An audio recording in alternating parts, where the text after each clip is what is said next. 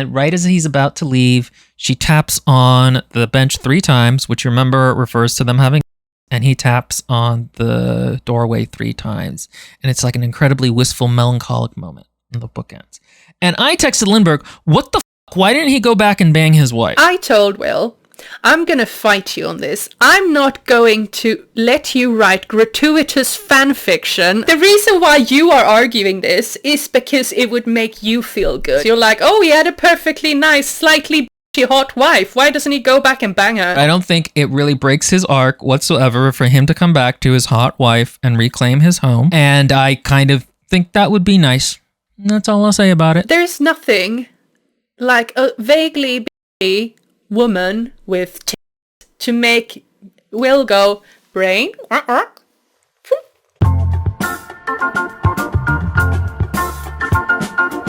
Hi guys, welcome to another episode of Unresolved Textual Tension. My name is Lindbergh and I'm today's host. With me I have the delightful, the rugged, the handsome William. Lindbergh is now my favorite host because she actually remembers all of my titles and doesn't make fun of them like 2 of the other blonde people on this podcast. All right, what book are we doing today, Lindbergh? It's because you've spent so many years wearing them down. They just can't humor you anymore. I'll get there, don't worry. Today we are doing the book Between Two Fires by Christopher Buehlman.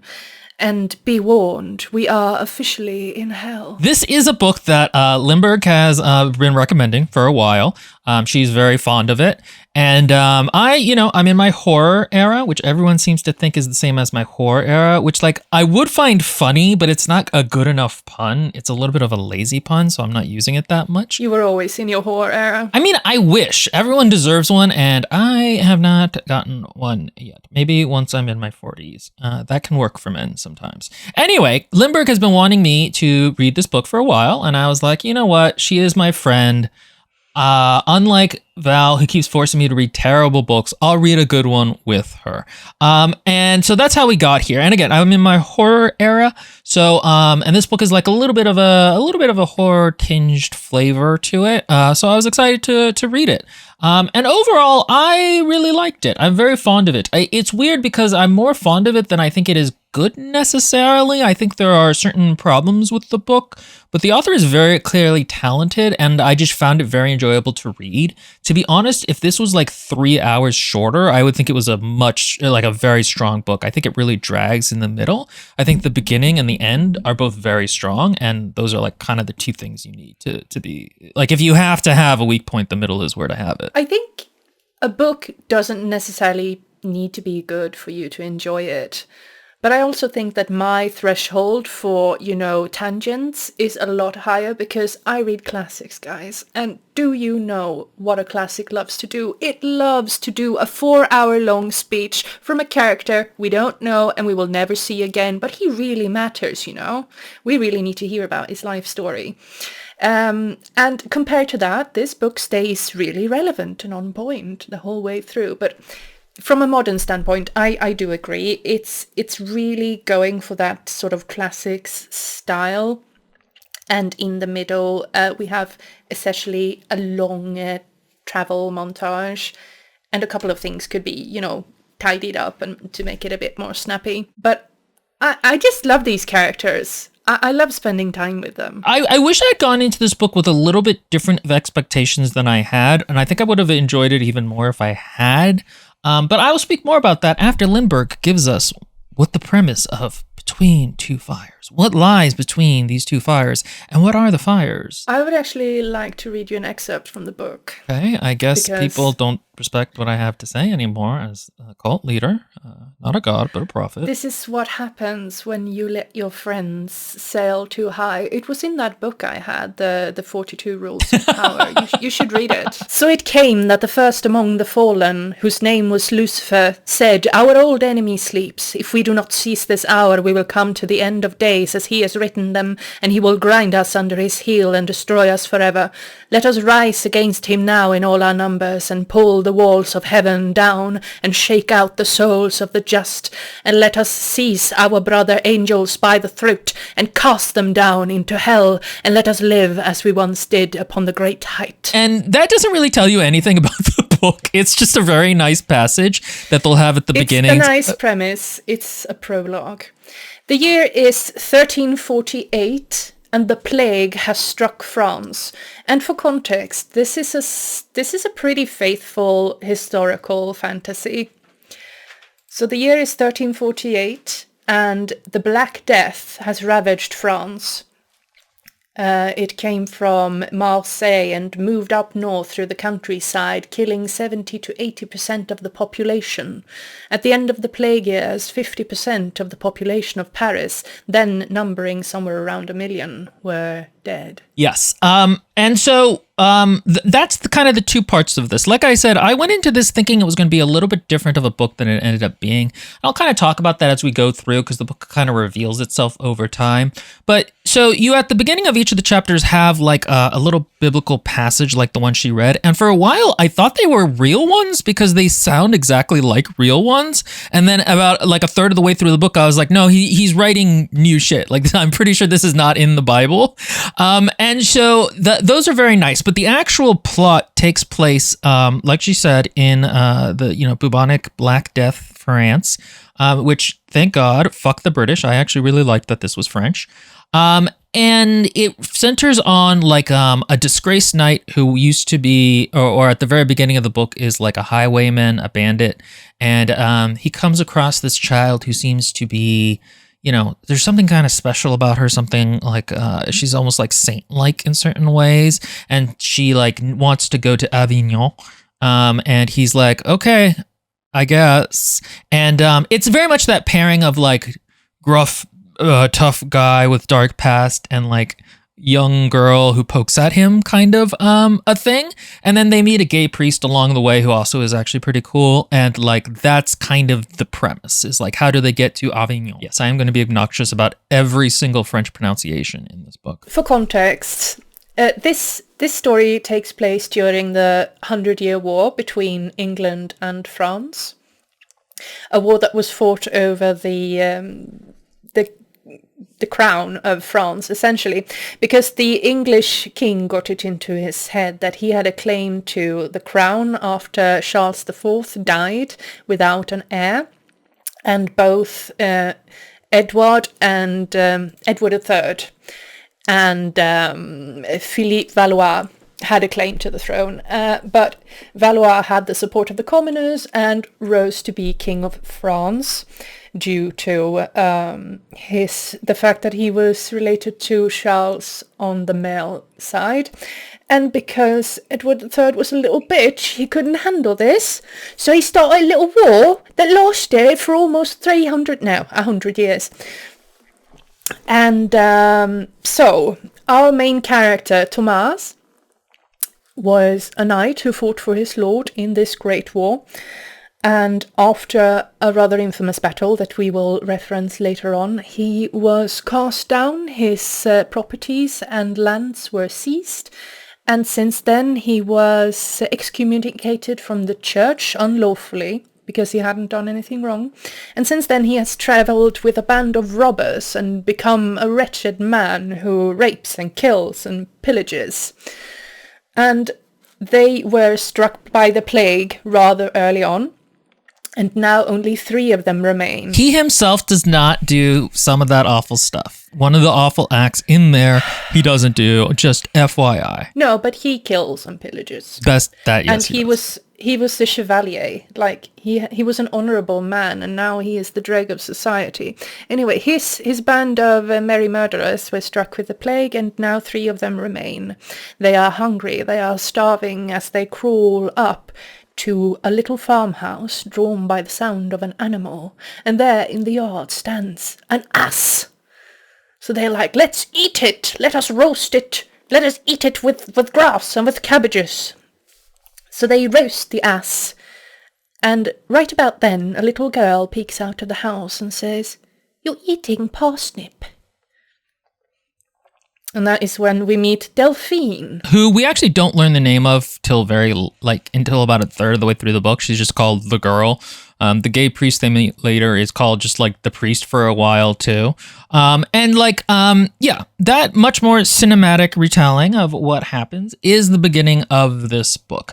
And I really liked the beginning of this book. One of the things about this book is that it has a very authentic medieval feel to it.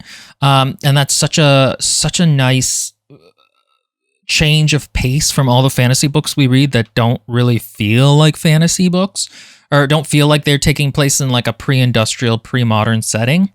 And one of the things to go kind of into this understanding is that I read a blog by like an actual medieval like historian called Brett de Vereux.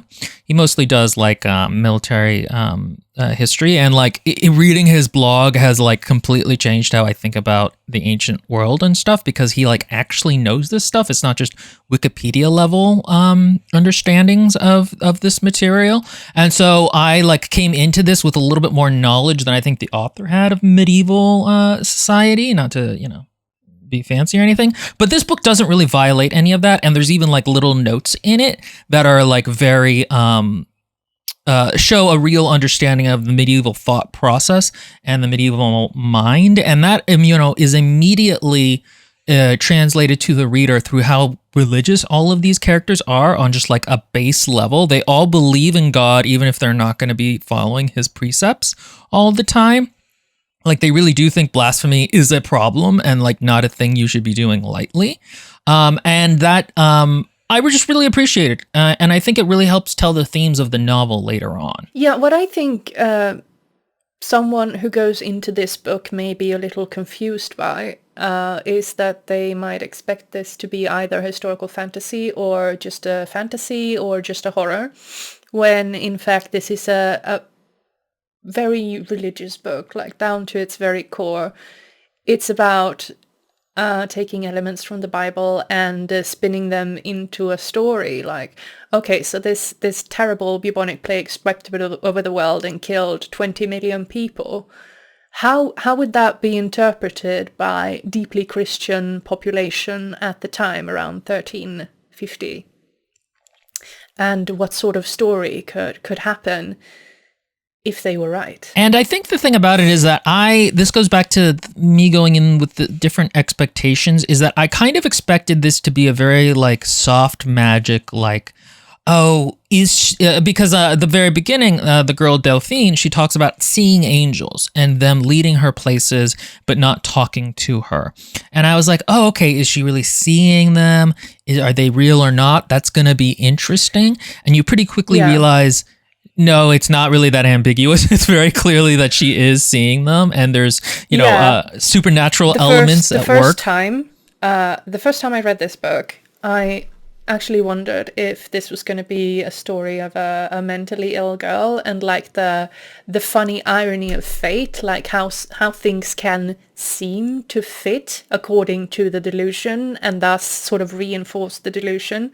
Because there's been a lot of talk on whether real personalities like Jeanne d'Arc, whether she was whether she was mentally ill or whether she was a saint. Like, we don't know. Is God real? He's not. Spoiler alert. But yeah, that's what I kind of... is an atheist. And apparently his Bible is a little rusty as well, because he wasn't sure whether these ingresses to the chapters were from the Bible or not. Ingresses. I know what the name of those little things at the beginning of chapters are. Part of, again, one of the ways I wish I had gone in knowing it wasn't like that, and because it kept creating problems where I was like, this isn't working for me because it's trying to be this thing. And then once I realized it's not trying to be this thing, I was like, okay, this element would have worked a little bit better for me. I also just have a bias. I prefer that kind of soft magic pseudo horror feeling more than the more kind of straightforward supernatural that this book goes with. But once I kind of was a little bit more on board with it, I was like, okay, this is kind of working for me. I like it. The way we talked about this is that this is sort of like biblical cosmology as presented like the Lord of the Rings, in that like it's not a funny view of religion, but it's like, there's battles between angels and demons on page, and it's like cool. And it's just kind of treated like they showed up and did this thing very sort of straightforwardly in a way that I think it was hard for me to process, because so often nowadays nobody straightforwardly talks about like angels showing up or not. No. It's always like a metaphor. Everyone subverts everything. We're in a deeply subversive culture where everything needs to be reinterpreted and, spun anew. Where this book is just straight up, what if the Bible had it right? Pretty much, but not in a religiously fundamentalist view of like, haha, checkmate atheists. It's a much more like... and burn in hell, sinners. It's more like, what if it was actually real, and what would happen to the people if this plague was brought on by... Like, what happens when the plague strikes medieval France? What do the people think? Do they think it's a punishment from God?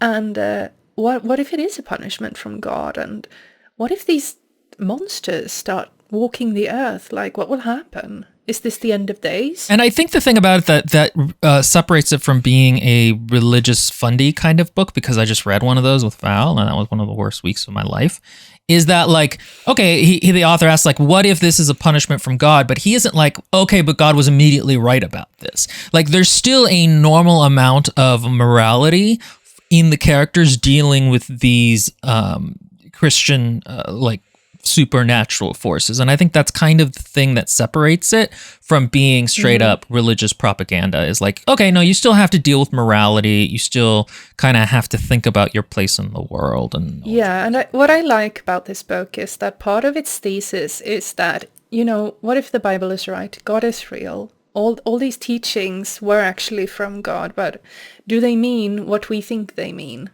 Because the book will give us characters, like, it has a lot of redemption arcs, and it has a lot of questions on who can be redeemed and how can you be redeemed and what does it mean to be redeemed. What is redemption? Again, I really liked how this book kind of came together. Again, I think there's some structural issues, and I kind of wish I had known going in it was going to be more, the Bible as told, but through the Lord of the Rings kind of a feeling. Did you read the bit at the back of the book before you started it? Yeah, but to me it sounded like, oh, okay, this is going to be kind of like a super, like again, it's kind of a soft magic, like, oh, is this real or not kind of a thing. Like, there are biblical forces at work, but they're more plausibly deniable. You're not actually going to have a kaiju devil show up, which does kind of happen in this book, and it's awesome. But like, that's kind of, like, they actually fight like actual demons and shit, and like, it's cool, but like, I expected it to be a little bit more veiled in metaphor. Yeah. So, and again, that's more the kind of book I would write, but I don't really think this is a bad choice to go with. Because the way this book starts, if we want to start with the kind of more like, again, you kind of think this is going to be more like Plague France story, but with some extra supernatural stuff, is that, Delphine, who has seen these four men show up, an angel told her, like, go talk to them. 3. No, it's 4. No, Godefroy, Jaco, and Thomas.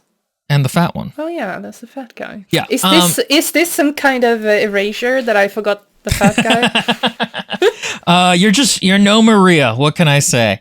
And so these 4 like brigands are there. Thomas is like a very, he'll become our main character, and he's like a very large man. He's wearing a hauberk of chainmail, and he's on like, he used to be a knight, and he has this big gnarly scar in his cheek. And the leader though is Godfrey, who's like not a good guy, and you almost immediately know he's not a good guy because he he tries to lure Delphine over, and it's mentioned that like, oh, he kind of likes girls of her age, which is like 14.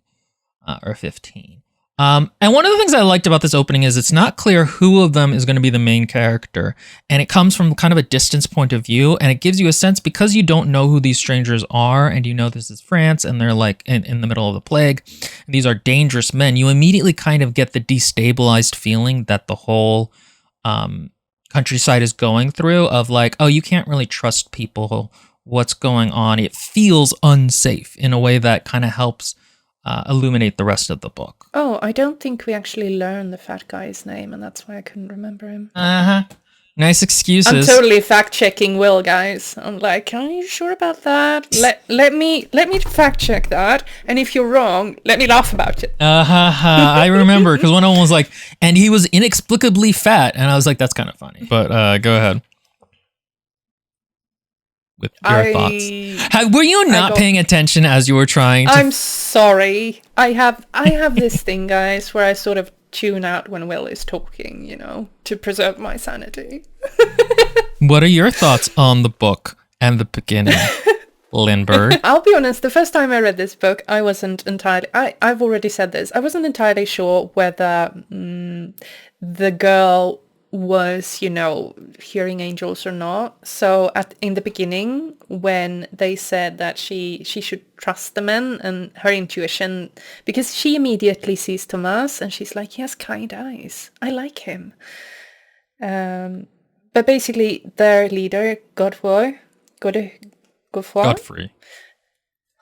Godroy? No, it's Godfrey. Starts talking. Godfrey? I don't know. I'm not French. I'm sorry. Sue me. Yeah, as Will said, he has a taste for girls that are, you know, illegal. So he starts talking about raping the girl. So she hides in a tree. And at that time, I was like, oh no, please, not another dark fantasy where, you know, the only worst thing that can happen to women is rape. And she's probably gonna, you know, get horribly scarred, but we're gonna have personal growth from it. But I am so glad to say that the author immediately sort of veers away from that idea.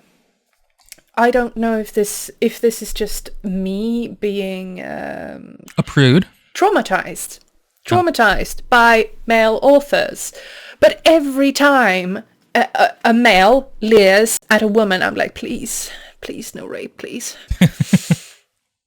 I mean, it is so common, and it is so common that it becomes sort of a pivotal moment for the woman to make a change in her life.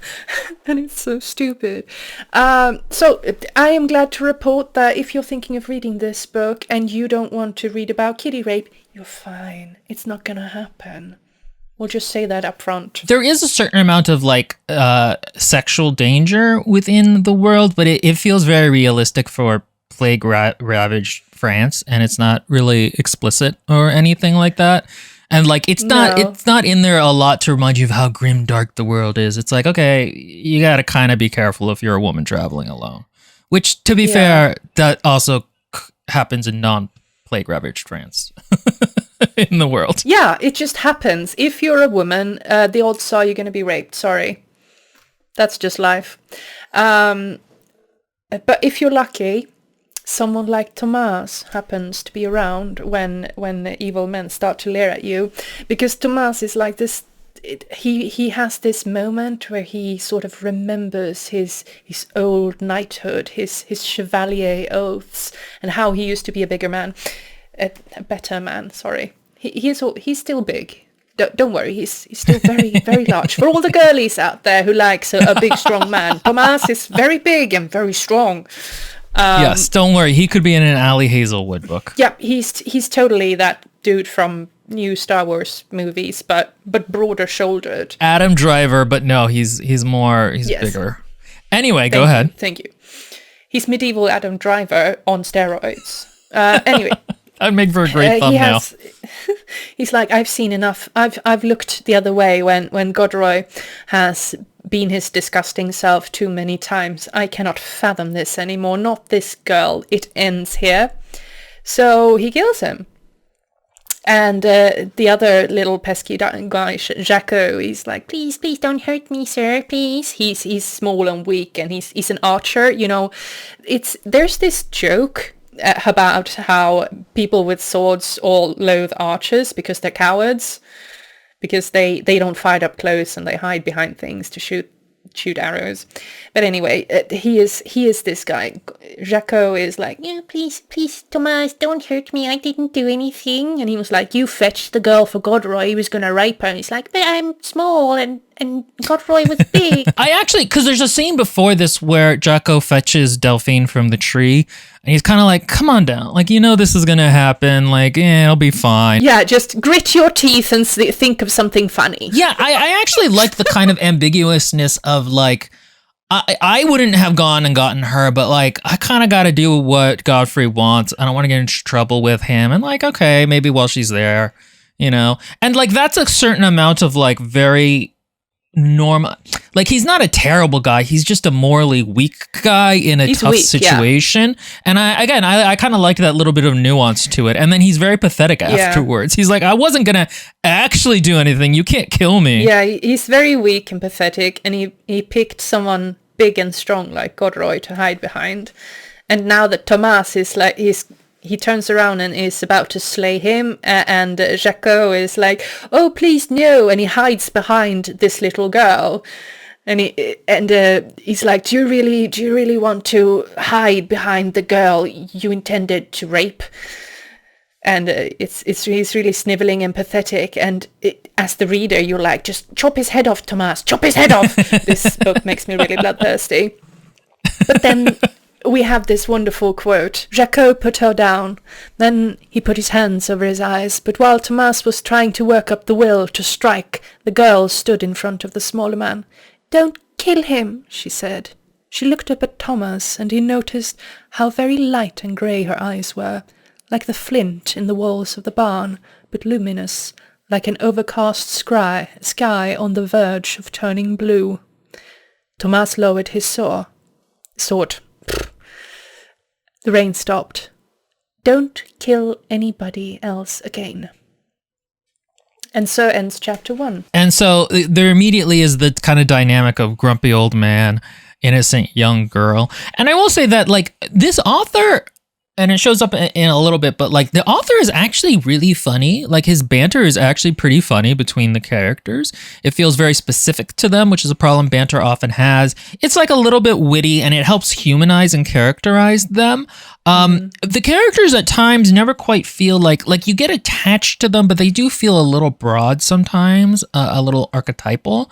And that distance is never quite closed for some of them. Not so much for Thomas. I feel like Delphine kind of needed a little bit extra something going on with her. I think Thomas is the main character of this book, and as such the narrative hovers sort of closer to him. This is a third-person narrative book, and it is a limited third-person narrative. And if we imagine the narrative as a camera, the camera is kind of hovering closer over Thomas's shoulder than it is over Delphine. The camera is always a few feet away from Delphine. We never quite know what's happening inside her, and I think the author does this in order to sort of keep this question alive on whether Delphine is touched by the divine, how much she's touched by the divine. And for the longest time during the book, we don't actually know. We know the divine is working through her, but we don't know what is going to happen. We don't truly know what the big plot is. And that would be very difficult to do if the camera was closer to Delphine, because then the author would more actively need to try to hide things from us. So I don't personally have an issue with this. I kind of like the ambiguousness of Delphine, and I like sort of letting my brain fill in and write the story of what is happening in Delphine. So the thing is, though, that we are actually in her viewpoint a fair amount, her point of view. So like we get her inner thoughts. And like I do think, okay, so there's 2 points. The first is that after this point, they'll go, they decide like, hey, should we kill Jaco? Should we not? And they end up leaving him for later for like somebody else. And, she's like, I need to get to Avignon. And he's like, okay, well, I'll take you however far I'm going or whatever, because I can't just leave you alone. And their quest for Avignon will be the backbone of the book. But I felt like it's never stated what their objective there is. And I think that's a little bit of a weakness in that I feel like it saps the book a little bit of tension that we don't quite know why they even want to go there. You know, like it makes it so it feels a little meandering at times, I think, even though I get that thematically it's supposed to be like faith. Will, you're a little girl and an angel tells you to go to Avignon. I understand why she's going to Avignon. I'm not sure, but I'm just saying, narratively speaking, I think it would be a little bit more, there'd be a little bit more tension if we knew, like, or we had something to expect when we get there.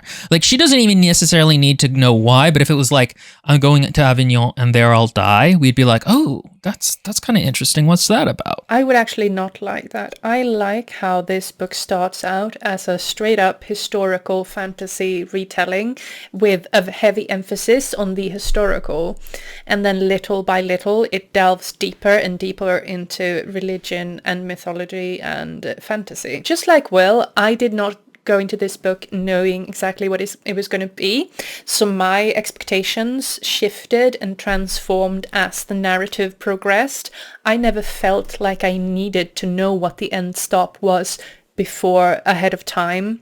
I just knew that my brain sort of filled in that, oh, there are angels, they're talking to a little girl, they have a task for her, it's somehow connected to the plague, and something is going to happen in Avignon, and it's important. And that's all I need to know. Like, it's a quest sent from above. Again, I get that. And I do think it works for the novel. I don't think it's a respect for the novel that has a flaw. I just think it would be better. It would be, again, I just think it would add some tension if it was like, okay, we're going to get to this point and then something's going to happen. And we are like, oh, and then our expectations could be subverted, and that kind of a thing. I just think it would help a little bit. Because especially, well, we'll talk about more about the middle as we get to the middle. But yeah, so they leave. There's some funny dialogue between Delphine and Thomas that like there's this whole thing about like she's like, where are you from? And he's like, a town. And she's like, it doesn't have a name. He's like, no, it's just called town. And she starts making fun of him. And like one of the best things as an author you can do is have one character needle the other and the other character not have like a good answer for it, because it makes your characters feel much like more flawed and human instead of always having, 100% of the quips back that they could have, which I suspect, though I haven't started it, will be an issue in a book that Limburg is reading right now called The Lies of Loch Lamora.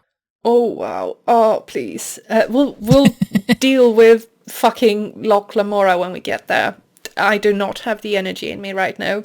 But yeah, it kind of starts with her sort of needling Thomas about a book she wants to bring along.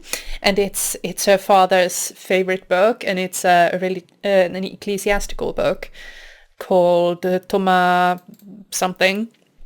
And she holds the cover out and she's like, I want to bring this. And he sort of, kind of slowly, torturously reads the words on the cover, and she's like, you don't know how to read? And he's like, you do? And she's like, yeah, I read French and Latin, not Greek. She's like, I thought you were a knight. And he's like, I never said I was a knight. She's like, you look like a knight. And it starts like that, and she's a very inquisitive girl, and he is, the big grump, so he's like, oh, I'm from a town. Just a town, it doesn't have a name. And she's like, I bet you have children. And he's like, they're dead. Oh, your wife's dead too. He's like, yeah. And it's really funny. Yeah, it's good stuff. Again, he writes it in a way that's like the dialogue is good, which is it is not always in books. And the first so a lot of this book is very episodic till probably about the last like third. And the first episode is they want to cross this stream, but they can't because there's like no bridge, and they find this priest who's like just hanging out there. They see a lantern in the murk, and someone calls out like, hello, who are you? And they say, we're travelers, who are you? And he's like, I'm no one. And are you sick? And they're like, no, we're not sick. And he's like, I'm not sick either. And they say, do you promise? Because it's the middle of plague. Like, you can just... I think the scene is very good because without telling you too much, you can sort of sit back as the reader and just feel that if you were in this situation, if you were in plague-ravaged France and you meet a stranger on the road, there's just an intrinsic danger in them. They might be a friend, and there's 100 ways in which they could be dangerous to you. Do you take the shot? Do you trust them? Do you even get close to them? But the priest, he swears that he is healthy, and he invites them up to his cabin, where he talks about the person who hung the signs to go back. Were the local militia group, who we later learned named themselves the asses of the town they're from, Saint-Martin. Saint-Martin, yeah. Saint-Martin. Saint-Martin. Okay. Saint Martin. There's going to be this thing throughout this review where I say a French word and then Limburg thinks, oh, I'm educated. I have to show people that I can pronounce it correctly. I'm a European. I have to maintain European honor. We all know how good you are with pronouncing foreign names. At least these are white people names, so people won't be like, oh, you're culturally insensitive. Okay, and so this priest's name is... Limburg is going to pronounce it. Pierre Mathieu. Le Père Mathieu. And I am going to call him the gay priest because I cannot remember his name. I thought you were going to call him Paper Maché. I may do that as well. And I really liked him as a character, but Paper Maché was the way that my brain processed every time his name was on screen. But yeah, Père Mathieu says that the river is gone because a creature has destroyed it, and no one actually knows entirely how big this creature is. It just showed up one day and it has killed a whole bunch of people who have already tried to kill it. So he was out by the bridge, in order to, just hoping for a knight to come by, someone who could slay this monster. And lo and behold, Thomas shows up, accompanied by a little angel girl. But of course, at first, Thomas is like, fuck no, I'm not gonna kill that thing. I don't want to die. Are you stupid? Pierre Mathieu, the gay priest, Pierre Mathieu, is like, do you want some wine? And Thomas is like, fuck yeah. And that's one of the things we find out about the priest, is that he really likes his wine. He really likes his wine. Yeah, he really enjoys it. That's one of the things about him, is he's kind of a very chill, not monk, or not religious priest, you think at first, and then you find out he actually does have deeper religious views. He just is still kind of like a chill guy overall. And like, again, he kind of occupies that like irreverent, chill priest archetype, but there is more to him underneath. One of the things this book does is every once in a while it will have a flashback from one of the characters' points of view that's almost like a little vignette of their life before the story started. And normally you would think like, okay, that breaks the tension or the pacing of the novel, but it really doesn't. They're actually my favorite parts of the book, because I feel like they're the time the author is able to do his character work the most, and like is kind of the stuff I enjoyed the most about the novel. He's a good character author, and he's good at writing this... what did you call it? Episodical sort of little short stories, and then sort of fitting them together. Like his flashbacks, usually, if this was Sarah J. Maas, the flashbacks are just there to trauma dump the characters past on you. Whereas here, it does that, but in doing this, we also learn about why the character is the way they are, and it drives the narrative forward because he inserts these flashbacks when they become relevant in the current narrative. And they give you a deeper understanding of what's happening or going to happen next. It's almost like a little bit of a twist of like, oh, okay, this is what's going on. Yeah, they add to the scene. They're not a distraction from the scene that is happening right now. But yeah, Père Mathieu is a bit smart, so he's like, do you want wine? I have a lot of wine, because, there's no one...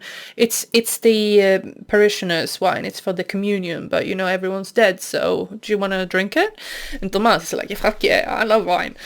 Let's drink it.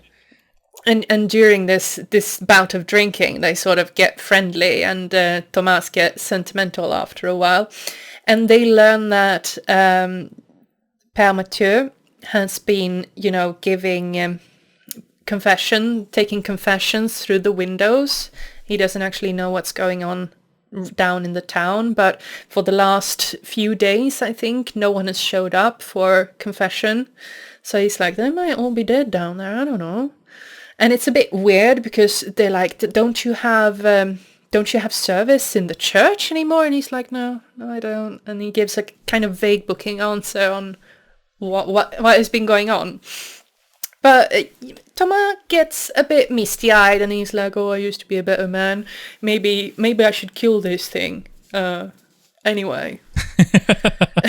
Basically. He's like, okay, fine, we'll do it. And Pierre Maché is like, okay, well, I got two guys who can come and help you, and I'll say some prayers while you guys are in the river doing it. Not in like a cowardly way, but like, and that's one of the things is like, they really do think prayer will help in this instance. Yeah, and he will pray, and the little girl will swing the incense and sort of just bless this fight to the death between man and monster. And the thing is, at this point, I still thought this was going to be like a soft magic, somewhat realistic case. So I thought it was going to just be like... Yeah, I was like, it's an alligator or something. Yeah! And also, just because I'm Floridian, I was like, that's definitely a crocodile. Long, dark thing in the water. This is some kind of weird crocodile that got stuck in France or something like that. Well, it has to be... Doesn't it have to be an alligator because it's fresh water? Yeah, you're correct. Correct, yes. Oh, look at you. You're learning a little bit about my armpit of a homeland. Don't tell me I'm a better Floridian than you. The thing about the scene is, again, this is one of the ways that the book is actually very straightforward. It's like, it's a knight who's been disgraced, but he's going off to do a good deed and fight this monster. And basically, they find the water monster, and it's basically, the way I think of it, is like a big salamander with a hand for a tail. And that may or may not be correct. And it's like, you're like, oh shit, this is really like a monster of some type. It can like grab things. It's not a natural monster. Right. That's like been like mystified or something, or like an overgrown salamander or something. This is like legit a monster. It's the size of a plow horse. Like, it's huge and it's very strong, and they stab it with pitchforks and it just doesn't give a fuck. And they eventually defeat it. And the thing about it is, again, this is one of the places the book is more straightforward than you think. Whereas, like, if this was written by, like, Martin, for example, George R. Martin, in, like, his novel, the Dunk and Egg novels, I could see this being some kind of a subversion where, like, they go and the knight runs away, but it's the peasant with the stick that beats it. Or, like, oh, they kill a monster, but they figure out it wasn't, like, there'd be some kind of, like, subversion of the knightly story. Or like a Witcher novel. Yes, exactly. That the monster has been protecting this child, and now the child's going to starve or something like that. Yeah, or the monster was like a hot lady the whole time. Also a Witcher twist. Oh yeah, what a tragedy. The book doesn't do that, and like, I think that's fine. I think it is one of the places, though, again, where your expectations kind of make the book not work as well as it could have if you were just going in knowing that this was more going to be somewhat more straightforward. Because I do like the scene. I think it's fun.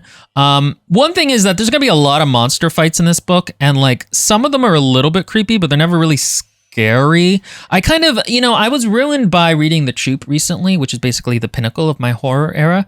And so, like, I kind of kept wanting this book to be a little bit more horror-y than it is, but that's an expectation I went in with that's maybe not really fair. As I've been telling Will, like, we can't hold every single work of horror to the level of graphic body horror that The Troop is. There are different kinds of horror, and this horror is more on a thematical level. This is more conceptual horror of, what if hell is real? Or imagine if a plague showed up and everyone you love dies, and society breaks down, and there is nowhere to go, and there is no food to eat, and it's that type of horror. I agree, but it's also just like, in terms of like the ability to build atmosphere and prose and describing things, it's unfair really for me to expect anyone else to be as good as Nick Cutter at that. Like, Nick Cutter is so good, even in his novels that don't work as well, like The Queen that we read or The Deep. So again, it's not really a fair expectation on my part, but I kept being like, let's go more horror. In a sense, I think the author wasn't thinking horror when he wrote this, but then the editors got hold of it and they were like, yeah, this is horror. I think that's more easily marketed, I think, is part of the thing, is that nobody really wants straight. It's funny because I make Warhammer miniatures, right, guys? And there's one faction, the Bretonians, which ironically are French enough, who have a very kind of a high medieval Arthurian aesthetic. And one of the things I've realized as I've been like converting models and modeling and stuff is that everybody shies away from the straight knight kind of look of like the tabard and the male poncho thing. I forget what it's called. There's a specific term for it, and the and the helm. Like nobody wants to do just straight knight. We all kind of like veer away from that to make it like, okay, maybe we're going in a little bit more of a French or late early industrial German aesthetic with it, or like a little bit more samurai. There's also something just kind of inherently silly about Arthurian armor where it just kind of looks like they're wearing a chainmail pajama, and like we don't want it's so expected. We always want to veer away from it, and that's kind of this book to me is like. Some of it is so or is played so straight that I kept thinking it was going to be subverted into something it isn't. And I just kept thinking like, this can't be as straightforward as it is. But I think again, I think if you go in knowing that, it becomes a better ride where you're just like, okay, these are some fun characters that are going to go on some adventures. Or if you just like it. Yes. If you just like the chainmail pajama.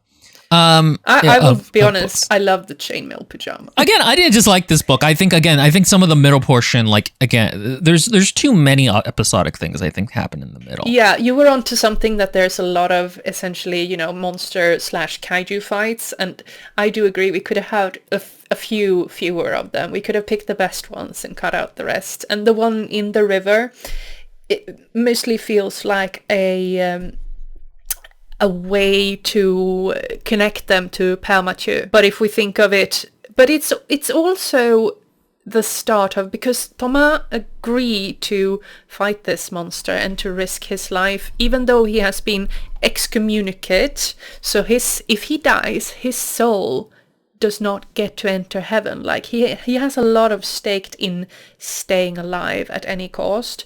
So this monster fight also serves as sort of the start of his redemption arc. Like, can I, despite all the terrible things I have done since I fell from grace, and despite all the anger and rage in my heart, can I do a good thing? Is it worth doing a good thing, even if my soul is damned?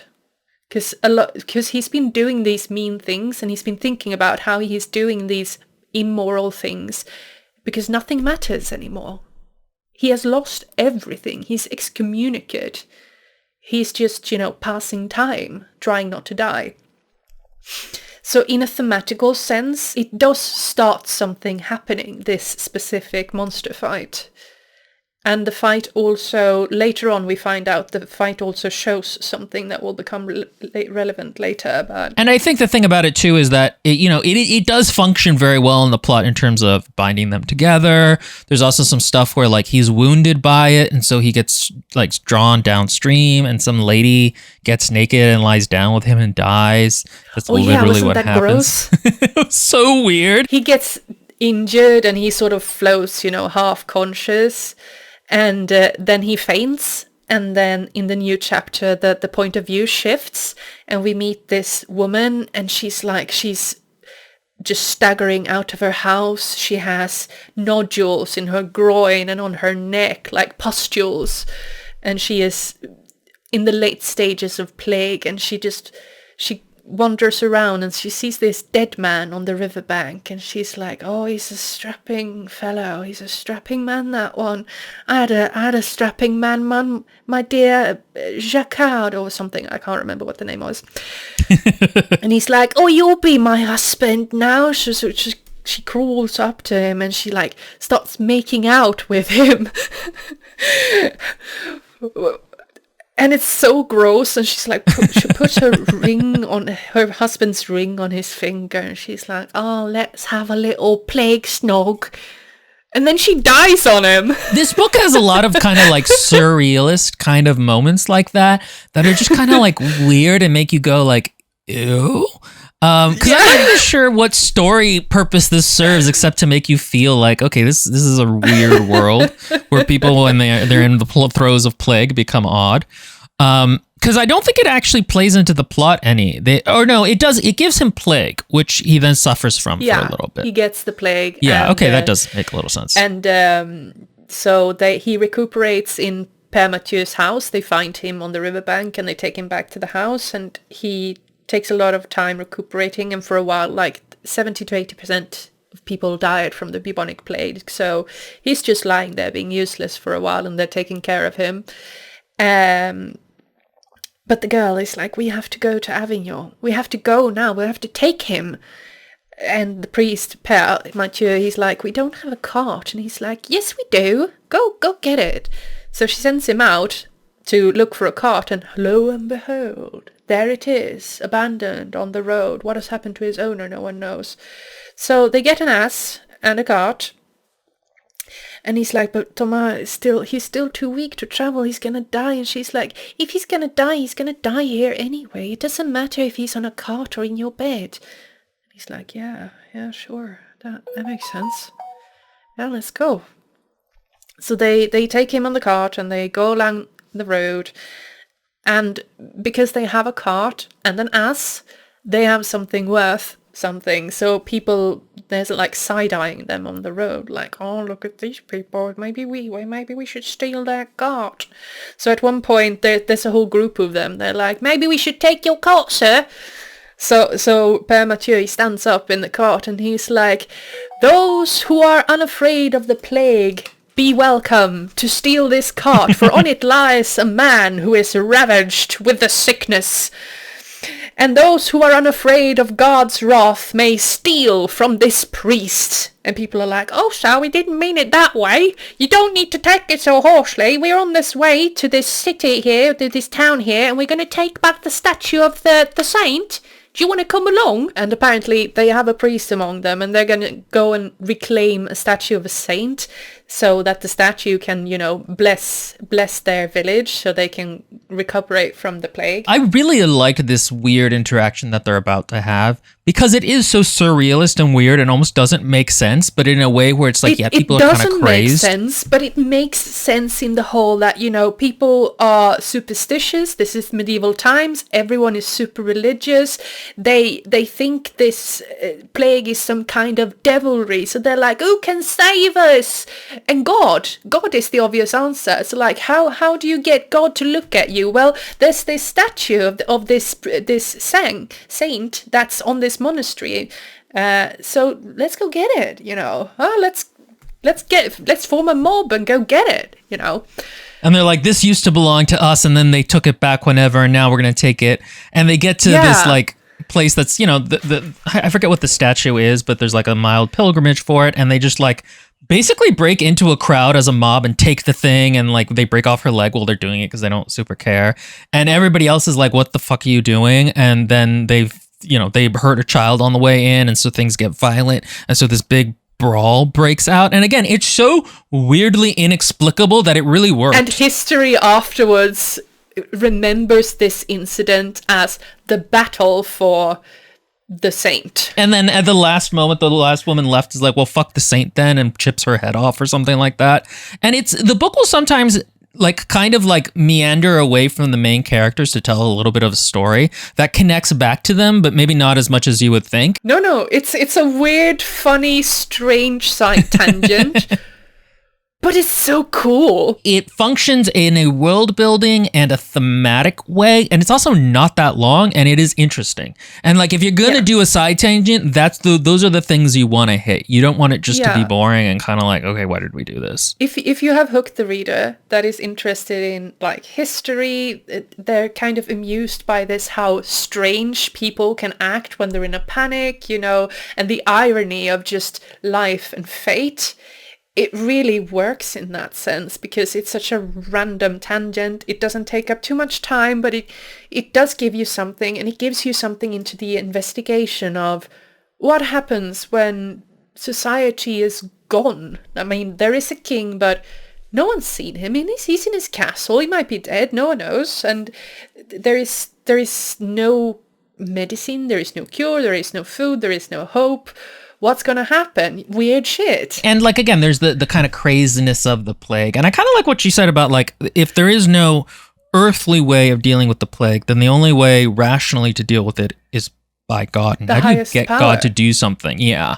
And like, that's a theme that like is in the book. I don't know. Sometimes this book is a little interesting in that it won't always tell you the theme of a thing, but I do think the themes are there more often than they are in books where people are like, well, this is the theme and the author didn't say it. In this case, I think the author kind of cultivates a certain amount of like, oh, okay, look at what's happening and what that's contrasted to. Yeah. In his it like, because you feels see like that the author has a thesis, but he won't shove it down your throat.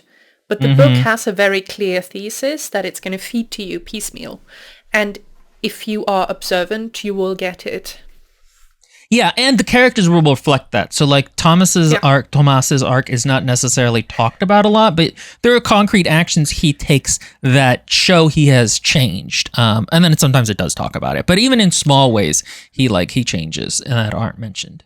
Yeah, we see him change and we hear his thoughts where he thinks about his past and all that he has lost, and we also hear how ashamed he is of a lot of the things he did after he lost everything. So it forms a very clear arc, even if the author doesn't actually, say that, it's perseverate on it. Yeah. So basically, he gets better. At some point, the priest decides he's just going to come along the quest with them because like nobody really wants him to be priest there anymore. And he's like, yeah, I have a brother who serves a bishop in Rome because he's a hot dude, and some of the bishops are gay, basically.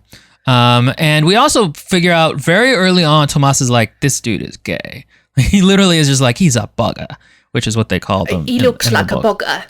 And the description of him is as vaguely effeminate. Like very vaguely, I couldn't figure out at first. Mentioned. Yeah, it's mentioned like in the first night, and it's funny because I couldn't figure out if it was like, oh, he's just being like toxically masculine or whatever, or if like this is the way of the author's way of telling you that he's gay. But you figure out pretty quickly he's gay. Basically, and I actually was really excited for that part of the book because the way that sexuality was viewed by medieval people is not the way we view it or even the way we think of it. So like, and that's not necessarily reflected great in this. The book doesn't really go into it that much. It tells an effective story about Pierre Mathieu, but I think if you're trying to contrast how differently medieval people thought about it than we do, the book doesn't do that, but also it probably wasn't trying to. So that's just like a little, that's again an expectation thing. In a sense, I think it goes a little way towards reflecting that thing you talked about in the other week. I think that video is out by now. How in Catholicism, rape and sex is just viewed as one big thing. So one thing isn't worse than the other. So we'll see bishops who have male concubines, and people talk about all the priests are buggers. Who cares? And they all have mistresses, Yeah, all the priests have mistresses as well. It's like, fornication is fornication. It is very much, and that's how they viewed it, was that it was any sexual activity outside of marriage was penalized. So like bestiality, pedo stuff, and adultery were all viewed as the same, and gayness were all viewed as not marriage, and those are all bad on the same kind of level. Yeah, it's just a sin, but it's also kind of, so long as no one sees it, it's also sort of treated as a matter between you and God. It's like, it's your soul, dude. But when it's caught out, when the wrong people see it, it becomes a problem as well. Yeah, and I think the book does reflect that. I wish it was, again, this is one of those things where maybe I wish it would maybe been like a little bit more explicit about it, because what we find out about, well, we'll talk about that later, but we find out about Pierre Micher's backstory, and I thought it was very poignant, the way it's done. Paper mache, papier mache. All right, you go ahead and discuss the next. Oh, the next episodic one is I really like. So the second episode they run into is It's very Arthurian almost in its story, which is they find this count, not the count, like a baron or something, a lord, and he's his lands have been kept safe from the plague. So he's like, I'm gonna run a tournament. You're a knight. Come and we'll give you a horse to fight. Yeah, they ride up on a castle and they get hailed by the herald. And they're like, whoa, is this place clean? And they're like, yes, we had the plague, it's come and gone. And to celebrate this and to ward off future outbreaks, the Lord has decided that we're going to play music day and night. It's a big feast and we're going to have a tourney. Say, sir, you look like a knight. Could you ride in the tourney? And Thomas is like, well, I don't have a horse. I can't, it would be fun, but I don't really have a horse. This just is an ass. And they're like, but, say, sir, we could probably find you a horse. And you look hungry. Do you want some food? We're going to have a feast. Come in. And Elfie is like, no. I have a bad feeling about this. You shouldn't go, she says. But the men, they're like, we want food. And we want entertainment. There might be women there. Like, they don't say there might be women there, but, we know. That's actually one of the things I like about Tomas's character is he feels like a very middle-aged man with how he deals with women. It's not like he's like, oh, knightly and pure, and it's not like, he doesn't feel like a character. He just feels like a normal guy being like, oh, that woman's pretty. Maybe I'll have sex. Maybe I won't. Like, there's nothing either precious or... he's had a wife.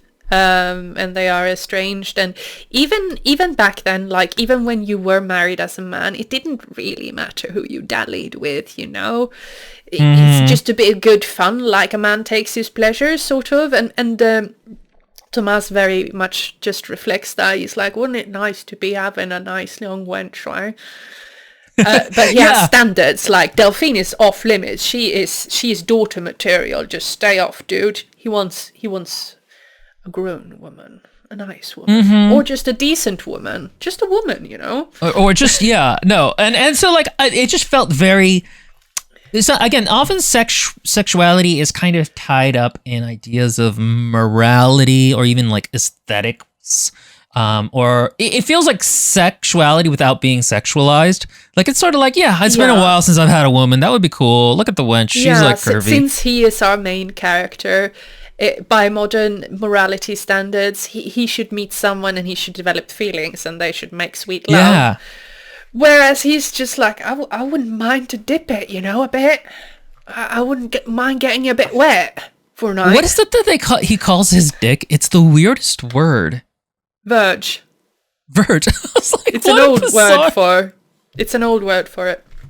For it, I guess. And I will say that one thing is that like you do get early on the sense of like, oh, okay, their morality is not quite our modern day morality, and so we don't necessarily judge them for being not quite up to today's standards, and that's set up very quickly, which I thought was like, it's an understated ability for authors to do that, because so often they want to moralize about their characters to the point where it ruins the book. The book is also like an investigation into sin and redemption, like. Yeah, that's true. It doesn't have an amoral worldview. At that time, we kind of know that Thomas is a good guy. We already like him. So the question becomes, like, can a good man sin and still be likable? Do we need to condemn him? Or should we just love him with his faults, sort of? Mm-hmm. And, so they go to this castle, and this castle, they come in there, and there's, like, a big feast, and the Baron has something kind of, like, a little bit Leonian about his face, a little bit lion-like. And he's also like, aha, I'm such a great guy. Haha, it'll be good to have a feast. Let's be merry. Yeah, and he's like super, this kind of high energy, neurotic sort of jolly. Like, we're so jolly and no one dare not be jolly. We're gonna have jests, and they make jokes. And gradually, as the night progresses and as they drink more wine and eat more food, the jests become more and more crude and more veiled hostility. Like, no one is, they're cruel too, hostile, but they're cruel and sneering, and they become this sort of caricature idea of nobility, like just subtly insulting each other to their faces and making fun of each other. And there's a part like where they're eating monkey brains. And someone's like, priest, would you like some brains? And he's like, yeah, I'll have some brains. Aha, yeah, sure, you can have some brains, but only if you say this words. What's this sentence in Latin? And he's like, yeah, I know the sentence, but it sounds awfully close to something, not very nice, something blasphemous, probably. I don't know Latin, sorry guys. But they're like, yeah, come on, say it, there's no harm, say it, you damn priest. And Tomas is like, no, leave him be, let off him. And they're like, fine, good sir, we'll let off him. But if the priest wants to eat more brains, and the funny thing is that they're tempting him with monkey brains, and you're like, whoa. As a modern reader, you're like, I think actually, but the monkey brains towards the are end, described. I think towards the end, they're tempting him actually with wine. That's what gets him to eventually break and say the phrase. Is they're like, if you want more wine, you got to say the thing and eat the brains. And he's like, fine. Oh yeah, it starts with you have to eat the brain, but in order to have more wine, you have to first say you have to say the words, and we know he's a real. A real connoisseur of wine. He kind of needs wine. He's like, oh, I need wine. And they're like, but yeah, you have to say the words. And it becomes this really demeaning situation. Like, they are so cruel to Mathieu. And they're openly mocking him at this point. And you really feel how he must degrade himself for this wine and these brains. And there's this sense that the situation has gone far beyond joviality at this point. It's disturbing. You feel threatened. And the narrative also takes on this really dreamlike quality at this time. Like, it feels almost like Thomas has become feverish. And is sort of watching this through an elevated or a lowered state of consciousness, sort of blurry, and at this point you're like, what the fuck is up with this feast? These people are all fucked up, and yet the food is so delicious and the drink is so delightful. They just gorge themselves and everything becomes strange. And then next, it's very surreal, like I said, and like, they're both getting drunk, so again, there's a little bit of a plausible, like, are they just kind of drunk here? They make fun of Tomas's knighting, which happened on the field of Crécy, which we will talk about a little bit more later. And then he stumbles out of the hall, and he sees a tapestry with a demon with a lion's face, and he's like, that's weird. And he sees a bunch of, like, tapestry things on the tapestry that kind of reflect the people in the hall. He's like, oh, that's kind of weird. Oh, and another important thing is one of the ways they were mocking him was... this one knight was saying like, oh, I saw you upon the field of Crécy. You'll know who I am later. And Tomas is like, I'm drunk. I can't figure out who you are right now. Yeah. Too fucking wasted, dude. And then, who the fuck cares who you are? And then the next morning, or no, not the next morning, early still in the night, but later, he wakes up from having slept with the Lord's daughter. He wakes up in a bed, and there's this woman next to him, and her little yappy dog is standing by the bed, and he's like, what the fuck happened? Did we fuck? And the dog is sort of like trying to bite him, and he I think he flings it across the room, like, just get out of the way, you big ugly rat. And then suddenly he turns around, and she's standing up, and she's suddenly fully dressed, and he's like, how did you? And she's like, they want you outside now, you have to go. Yeah, and he's like, okay, fine. And she's like, I hope hopefully you fight better than you fuck. And it's like, ooh. Yeah, burn, Thomas. So they go out, and he puts on his armor and stuff, and it's the German knight fighting versus the Lord, I think. And basically, okay, there's actually a really nice touch here, which is that Tomas is like, well, there's two kinds of tourneys where, in the French style, you don't have the line in the middle. And in a German one, you do. And I was like, that's such a nice little historical, like, oh, this is a real place who did real things. And like the author has actually looked this up. And the German knight gets killed in like a really gross way where they scoop out his brains or something from the top. And it's like, yeah, this is the point where you're like, okay, this is getting increasingly weird and surreal. Yeah, at this point, I, as the readers, was like, this is an illusion. I thought this must be some kind of illusion or something. They have walked into a mirage of sorts, because reality just starts dissolving before our eyes. Yeah, and then he ends up fighting the other knight there, who starts leaking water and fish and eels as he becomes damaged. And what he realizes is that people are betting against Thomas because this is the best knight ever. Like this dude can kill you with his left hand, sort of. And we see Thomas is really, struggling to best this man. This excellent fighter.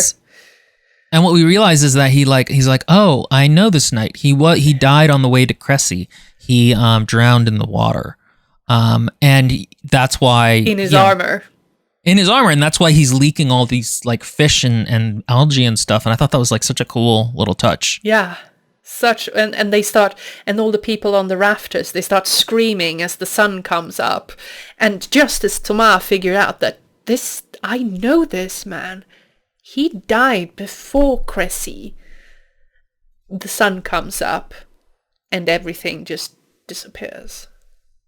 It's very Arthurian in that I feel like there's some kind of an Arthurian tale about some kind of a nightmare court that shows up and vanishes with the day, and like not specifically demonic, but it's probably more like fae or something like that.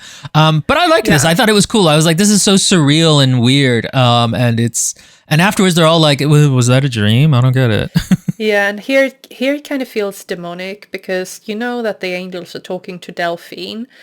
And the monster was trying to keep people from crossing the river. So when this house and this feast shows up, I'm like, is it trying to trap them there maybe? Is something trying to keep them from reaching Avignon?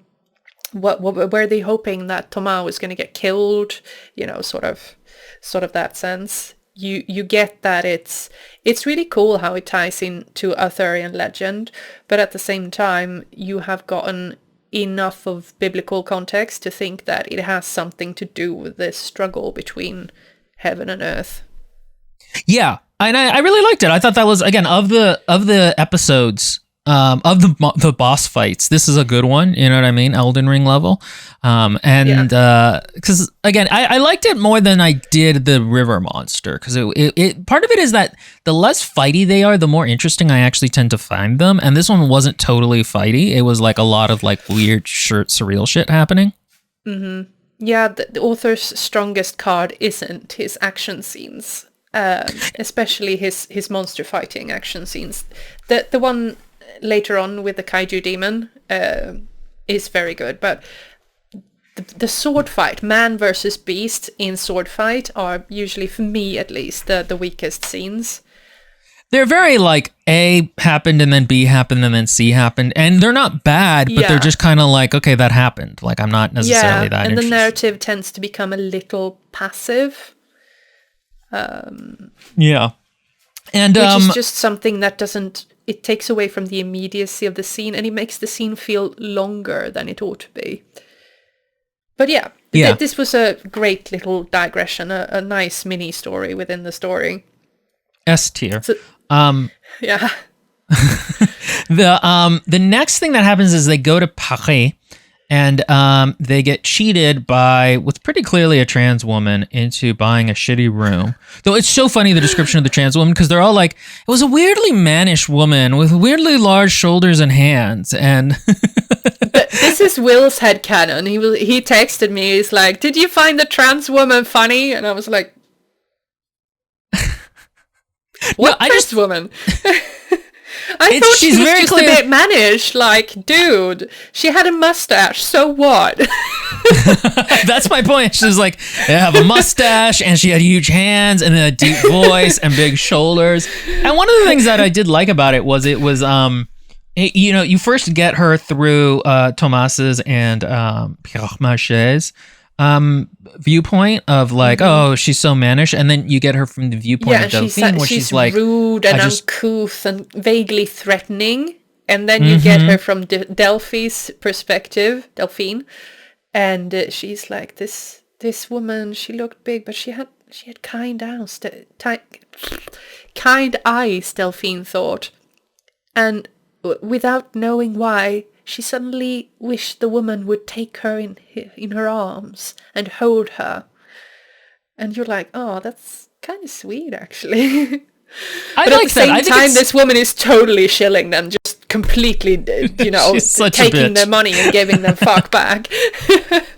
I did like it though in terms of like a moment almost of like reclamation of transness, in terms of it's like, no, some people will see them as see her as gross, and then some people will see the like the inner femininity there, or see her as a woman. And aside from woman's identity and such, I thought it was a really nice sort of way to give them that, oh yeah, this woman is cheating them out of their money, she's selling them shit, and she is a bit of a cold, ruthless bargainer and, a thief. But what if Delphi was right? What if she had kind eyes? What if she's a woman down on her luck and she's just trying to survive in grotty, disgusting, plague-ridden Paris, where there is no food and, no shelter and no hope, and she has sort of had to fight her way to the top of this pyramid, because as a woman, men are going to think that, she's going to be on the bottom, but she has turned herself into someone that the thugs respect, and she's just trying to live, man. Yeah, I think that's a good point too. I like that empathy that the narrative shows her by showing her from both of their perspectives.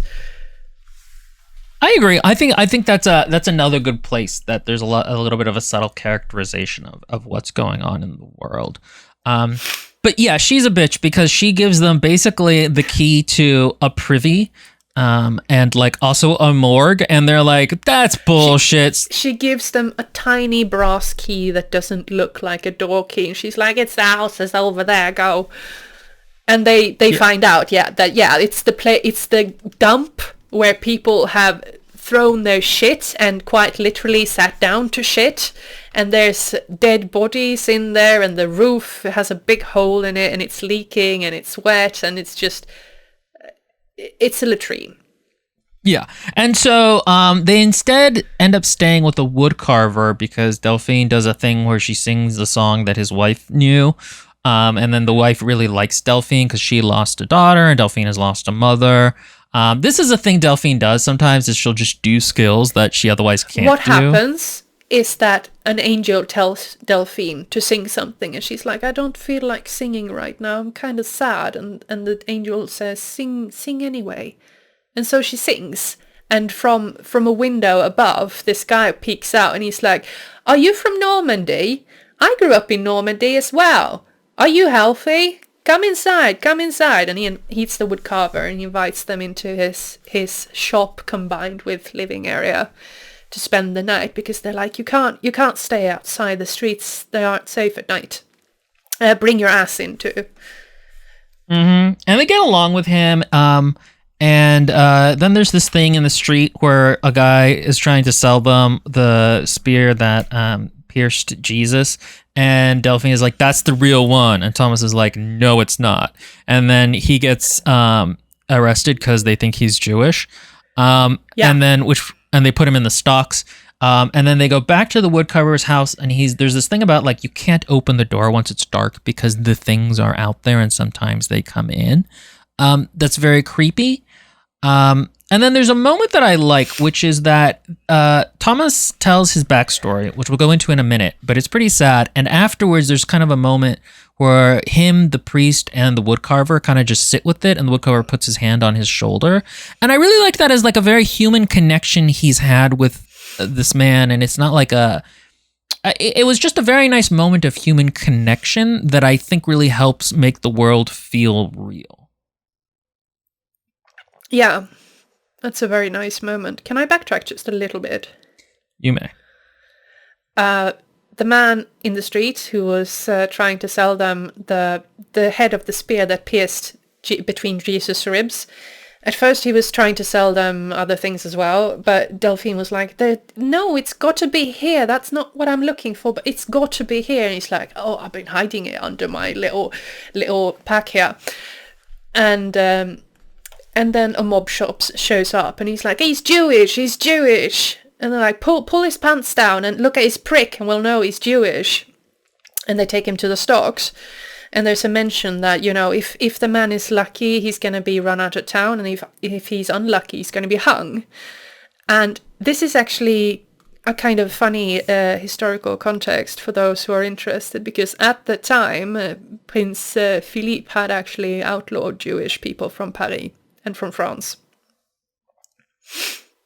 So I just wanted to mention that. Sorry, I'm nerdy. No, it's true.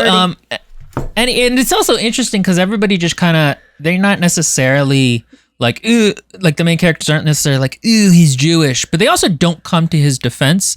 And so like, that's kind of one of those things where, again, like it's a nice layer of like, this is kind of how bigotry works, is that you may not necessarily be part of the mob, but you're not necessarily going to stop the mob either. And I really like that the author took the time and did the research and decided to show the persecution of Jews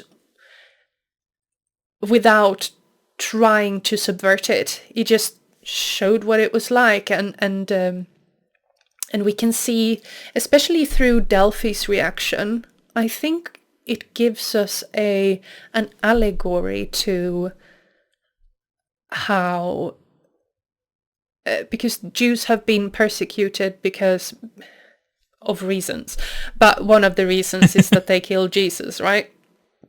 And they worship. They don't worship Jesus, and Delphi's reaction of compassion and concern from the man is just a nice juxtaposition of these ideas, since we know that the angels talk to her.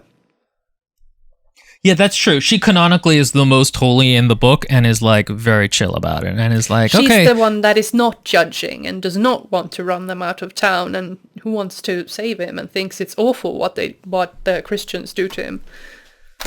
Yeah, and so she runs out when it's almost dark to go get him, and Tomas is like, oh shit, and he runs after her, and there's a funny part where like he can't keep up with her, so he kind of has to keep walking tiredly, and she like turns around to watch him as they're walking and is like, we got to do this, and he's like, no, we don't. Which I thought was, again, the banter between them is actually pretty funny at times. I feel like I might actually have liked Delphine more if I didn't listen to the audiobook, because the audiobook does like the smallest little girl voice for her that makes it almost like a little bit too saccharine, or like it's a little too much little girl archetype, I feel like, whereas in the book it might have just read a little bit straighter. I'm less bothered. I mean, he's a man doing a little girl voice. Like, at least he didn't do Mary Poppins. That's very true. But anyway, they get to the stockade and they free the guy, and he gives them the... Actually, they get to the stockade and the Jew is there, and the spice merchant is also there because he got arrested for selling bad spices or something. And the spice merchant is like, please let me free. And Tomas is like, how the fuck would I do that? I don't have a weapon. I don't have a sledgehammer. Just... fuck off. And the Jew is like, she can't be here, you must get her inside, they're coming soon, she can't be out here. And he's like, I know that, she ran here against my wishes, damn it. And just as he kind of manhandles her and hefts her over his shoulder, she's like, no, please stop, please let me try the key. And she holds up the key they got to the room that was the town dump, and she's like, just let me try it, I just want to try the key. And Tomas just takes the key from her and he's about to throw it away. She's like, please, Tomas, please. So he tries the key and it slides into the lock and the lock opens. Yeah, there we go. Oh, as if it was meant to be. Oh. And she asked Père Mathieu to keep the key because she just wanted it. It was pretty. So they release the Jew and they release the spice merchant. The spice merchant, he limps off, and the Jew is like, Jewish man. You're the Jewish man. He's like, you're it, aren't you? Who are you? And she's like, I don't know. I don't know. He's like, okay. Is it time yet? And first she says, not yet. But before they part ways, he's like, is it time yet? And she doesn't answer him. Yeah. And I was like, oh my God. that was the time my brain just went like a fucking fireworks. I was like, I know who she is. I actually didn't get that till much and the author later. Never comments on it. I love it. He just snuck it in there like a son of a bitch. And I love it when authors are sly this way. And I think it's so funny. I love it. Yeah, the author every once in a while will have like and then she said something to the person that meant something to them. Like there's one later that's nice where she tells like an Italian guy, like, you can't come with us, you'll die if you do, go home to your wife. And he does, and like it's a very nice celebration. We don't really have time to go through all of the episodes. Basically, in this episode, they get attacked by a statue once they're back at the house, and the woodcarver and his wife die. Again, as a boss fight, it's pretty creepy. It's a statue of the Virgin Mary who's like weirdly walking on all four. Mary comes with a bloated corpse of a baby. And they huddle outside that because they have barred the windows, they have barred the doors, and they hear a woman cry in the streets like, help, please help. And then they hear a baby crying as well. And she's like, please help my baby, please. So they open the door and in steps this massive statue of the Virgin Mary swinging a dead baby from her hand, a bloated corpse of a baby. And she just uses it as a weapon and just sort of smashes people aside with it, and Tomas has to try to fight the statues, and the woodcarver and his wife sadly gets killed, but they get away by using the spearhead that allegedly pierced between Jesus's ribs. Right.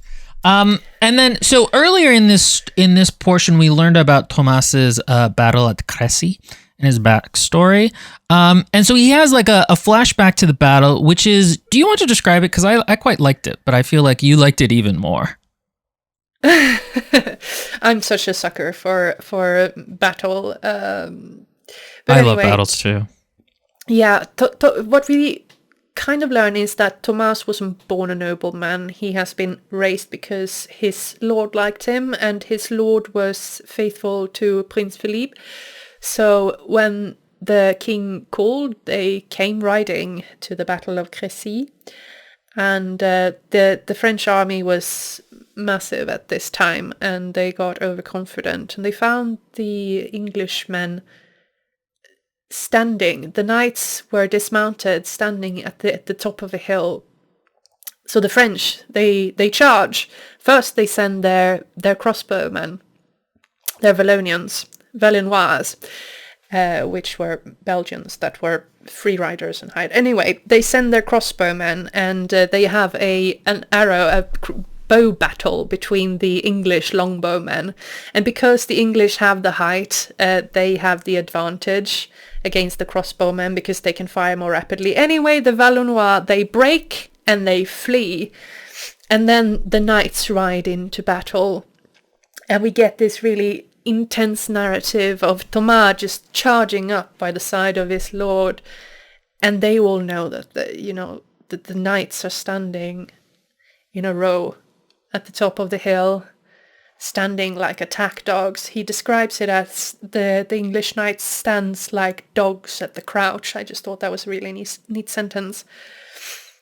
And they ride knowing that it's to their deaths, because then the arrows start raining down, and horses crash, and men fall, and basically he gets an arrow to the face. His lord dies anyway. I like that it was kind of a slaughter in terms of like, there's no action. He doesn't get to the point where he gets to swing his sword. He just gets a really gnarly arrow through the mouth into his gum, and it's just painful. And like, there's descriptions, I think, of the English young boys coming in to murder the knights afterwards, like weird seagulls or something like that. There's some really nice description of it that kind of just emphasizes how inglorious the whole thing is. And then he spends Can I read a short quote? You may. I had planned to pick this out ahead of time, but I ran out of time, guys. So I'm just going to read a short one. The invaders under King Edward of England had backed themselves up a terraced slope between two copses of trees with a flat field before them. At least it looked flat on the approach. A bank with a drop the height of a man revealed itself as the French host drew up to attack the English lines. The Knight of France would have to ride around where it flattened out, which was only about 80 yards from another run of trees, and then mount the hill. It was a funnel. It was a trap. Yeah, it's quite nice. It's a very good scene. And then he also sees his lord die there, who he was very he very much respected. Which we'll get back to maybe why they're so connected in a little bit. But he then spends a while recovering from again an arrow to the face, and in this time his squire goes back to his lands and then comes back and tells him that basically his lands have been given away because he fought for the wrong king, and his wife has now and they got given to this other lord whose name I don't remember, the Duke of Navarre. The Duke of Navarre, who he has now... No, actually, the son to the Duke of Navarre in the story has yes. Has claimed his title. Oh, yes. Duke of... I forget where. Devra. And has claimed his land and his titles, and is gonna rule as foreman, he's gonna rule in Thomas's stead until Thomas's son comes of age. And the reason why this duke has done it is because he sees himself as possibly having a claim to the throne of Navarre.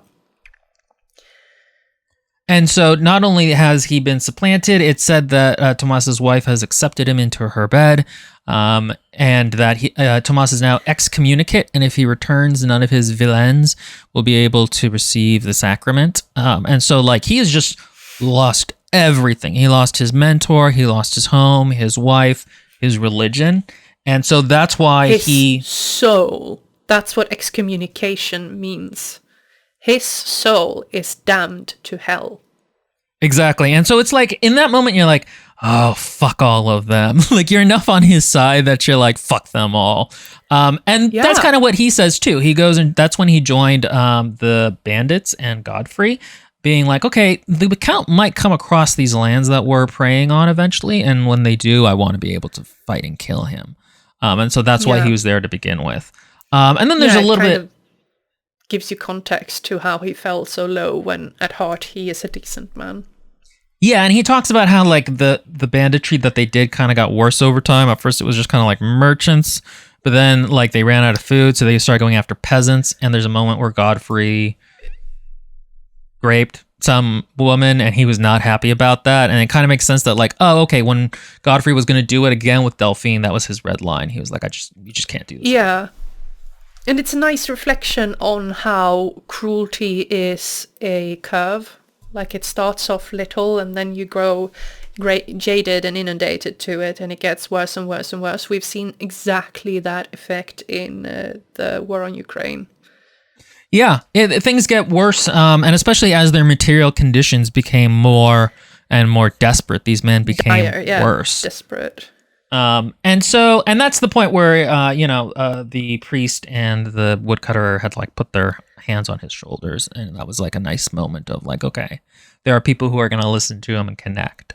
Again, we can't really go through all the episodes. I think we should just say the backstory to Pierre Marchal, and then probably skip mostly to and then do the part with the river where Pierre Michel dies, and then the ending.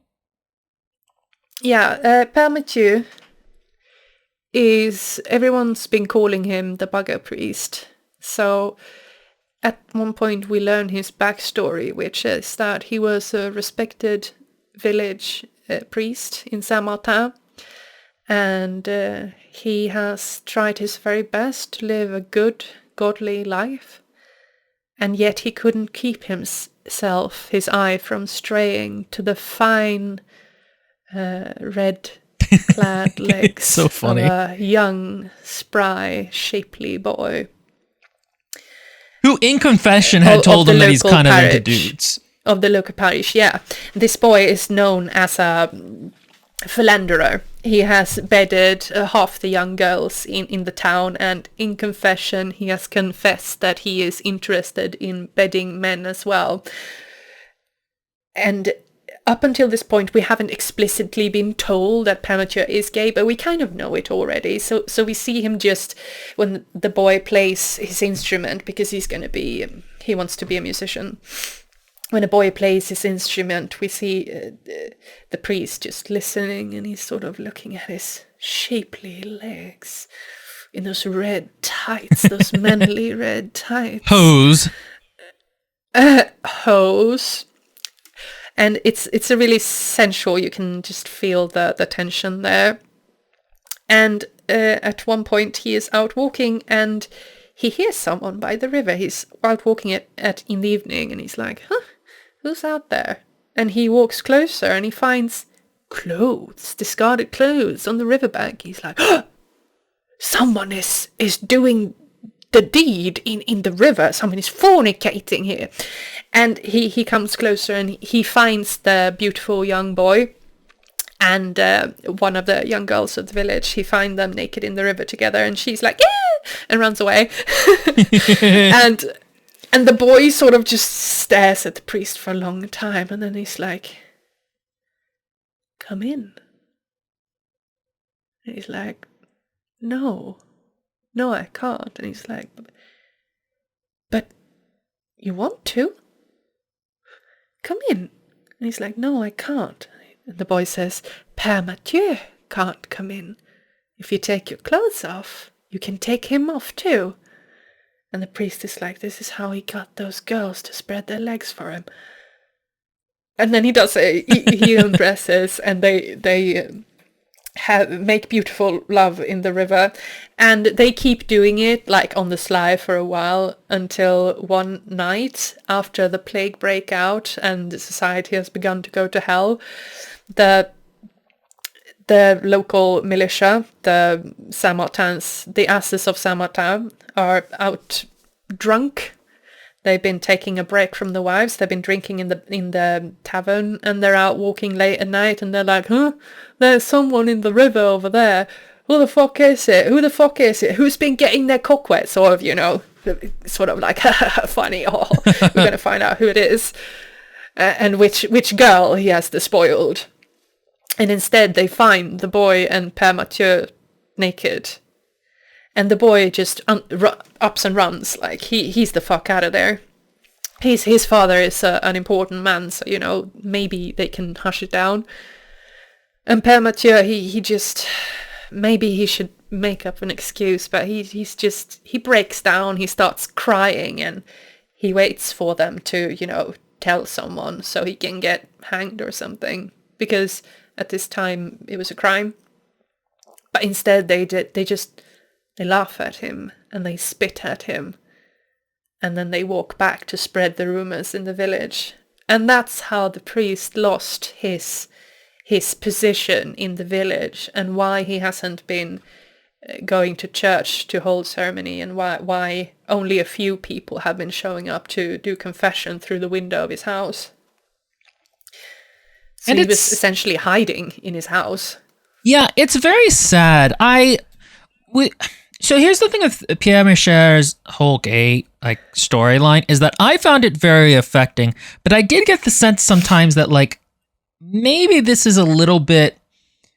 I would like to see a queer reading of it, to see if maybe it's a little bit formulaic or something, because to me it felt at times like it had notes of like, how tragic is it to be gay, but at the same time it really works within the arc of his story.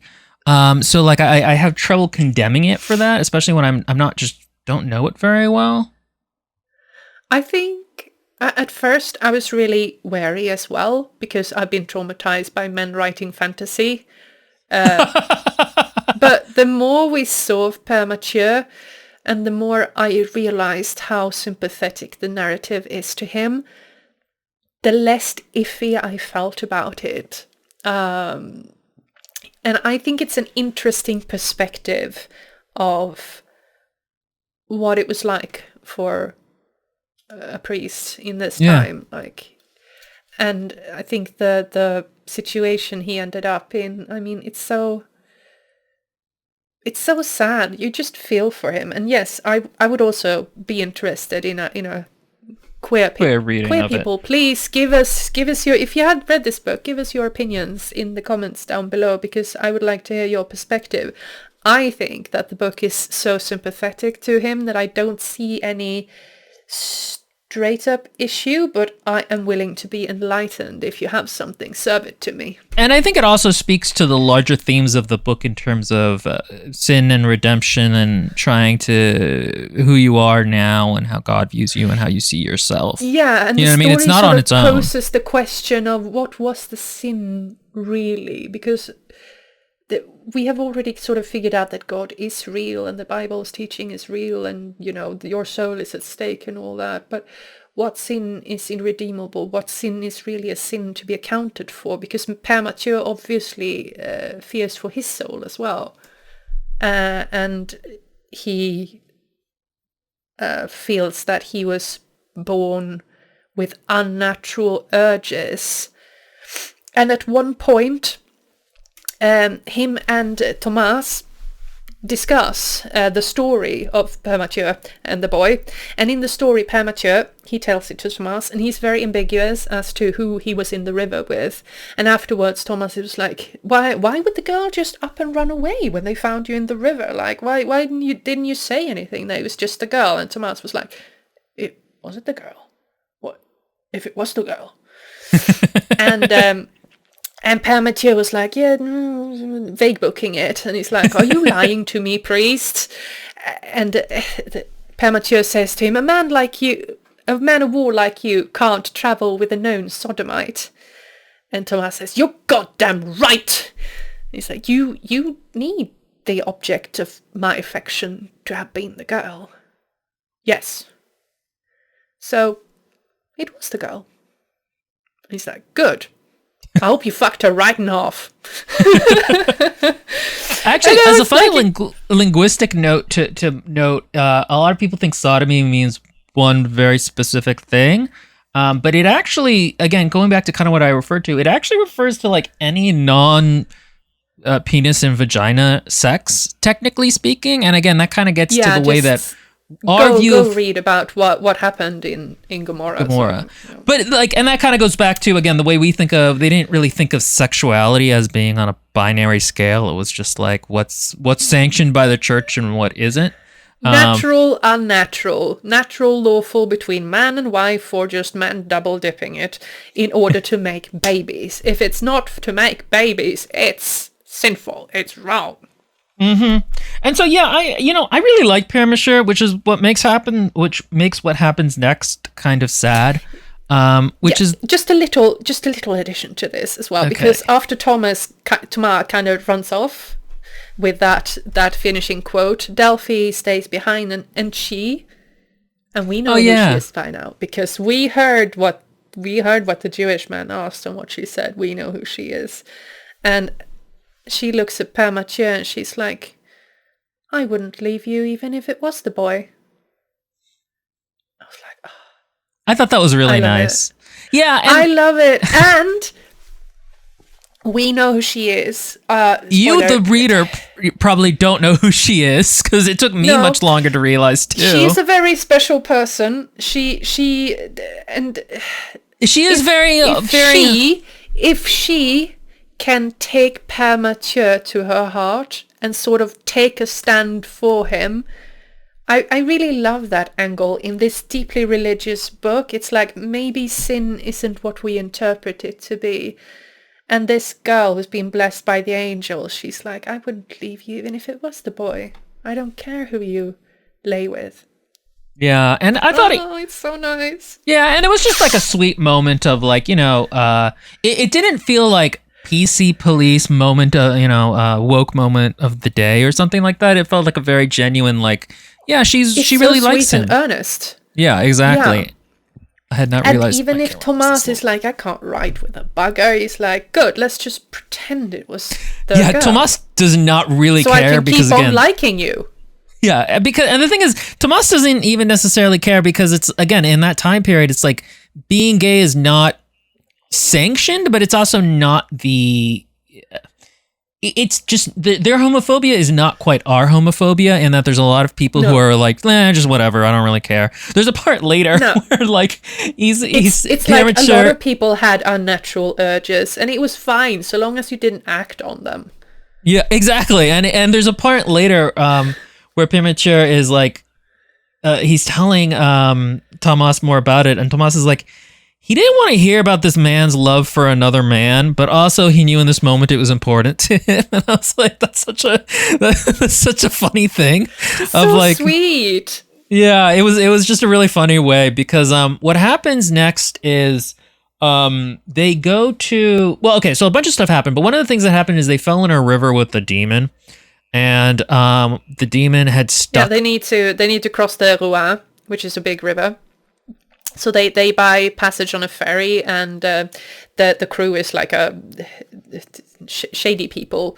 And at one point they figure out that the group are hiding a pouch of gold in their possession. So they're like, we're gonna kill them and take their money. And then at the last moment, one of their own group turns against them. He's like, this is immoral. So he kills the leader, and they sort of take over the little skiff. And then they get attacked by a demon in the river. Right. And as they're trying to get away, Thomas is pushing forward, and Delphine has like fallen, and so Pierre Mercier like carries her, even as he's being pierced by all these like poisonous thorn spines and such. Yeah, the demon has like 100 tails that poison with needle stingers, like a manta ray with 1,000 tails, sort of.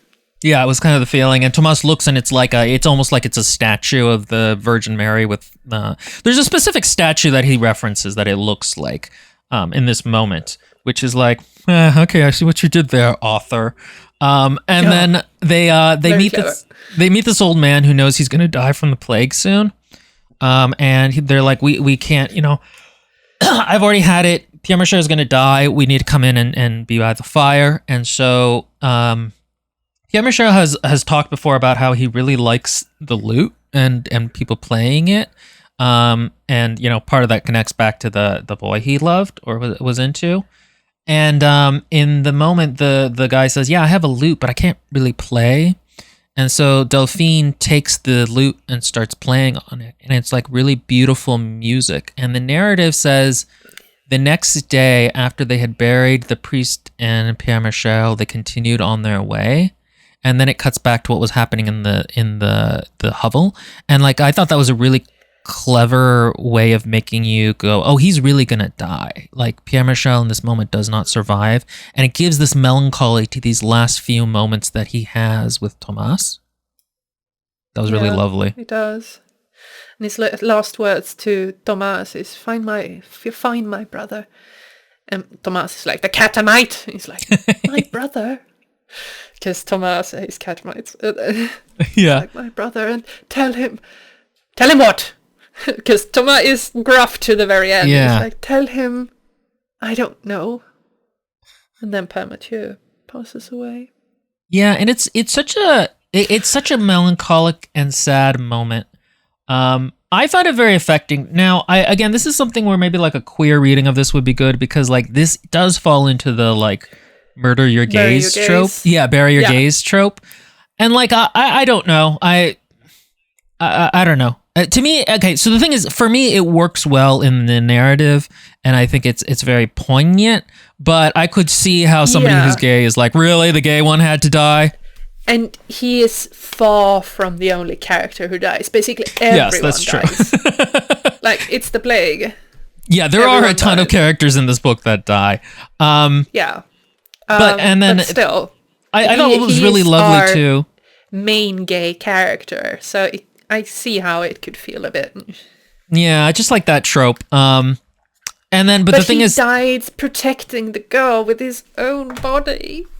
yeah, like a religious figure. And her reaction when she sees because Delphine, she goes to Père Mathieu and she holds his hand and she's like, maybe I could get that strange feeling in my body where afterwards I do weird things that don't make sense, but that are miracles.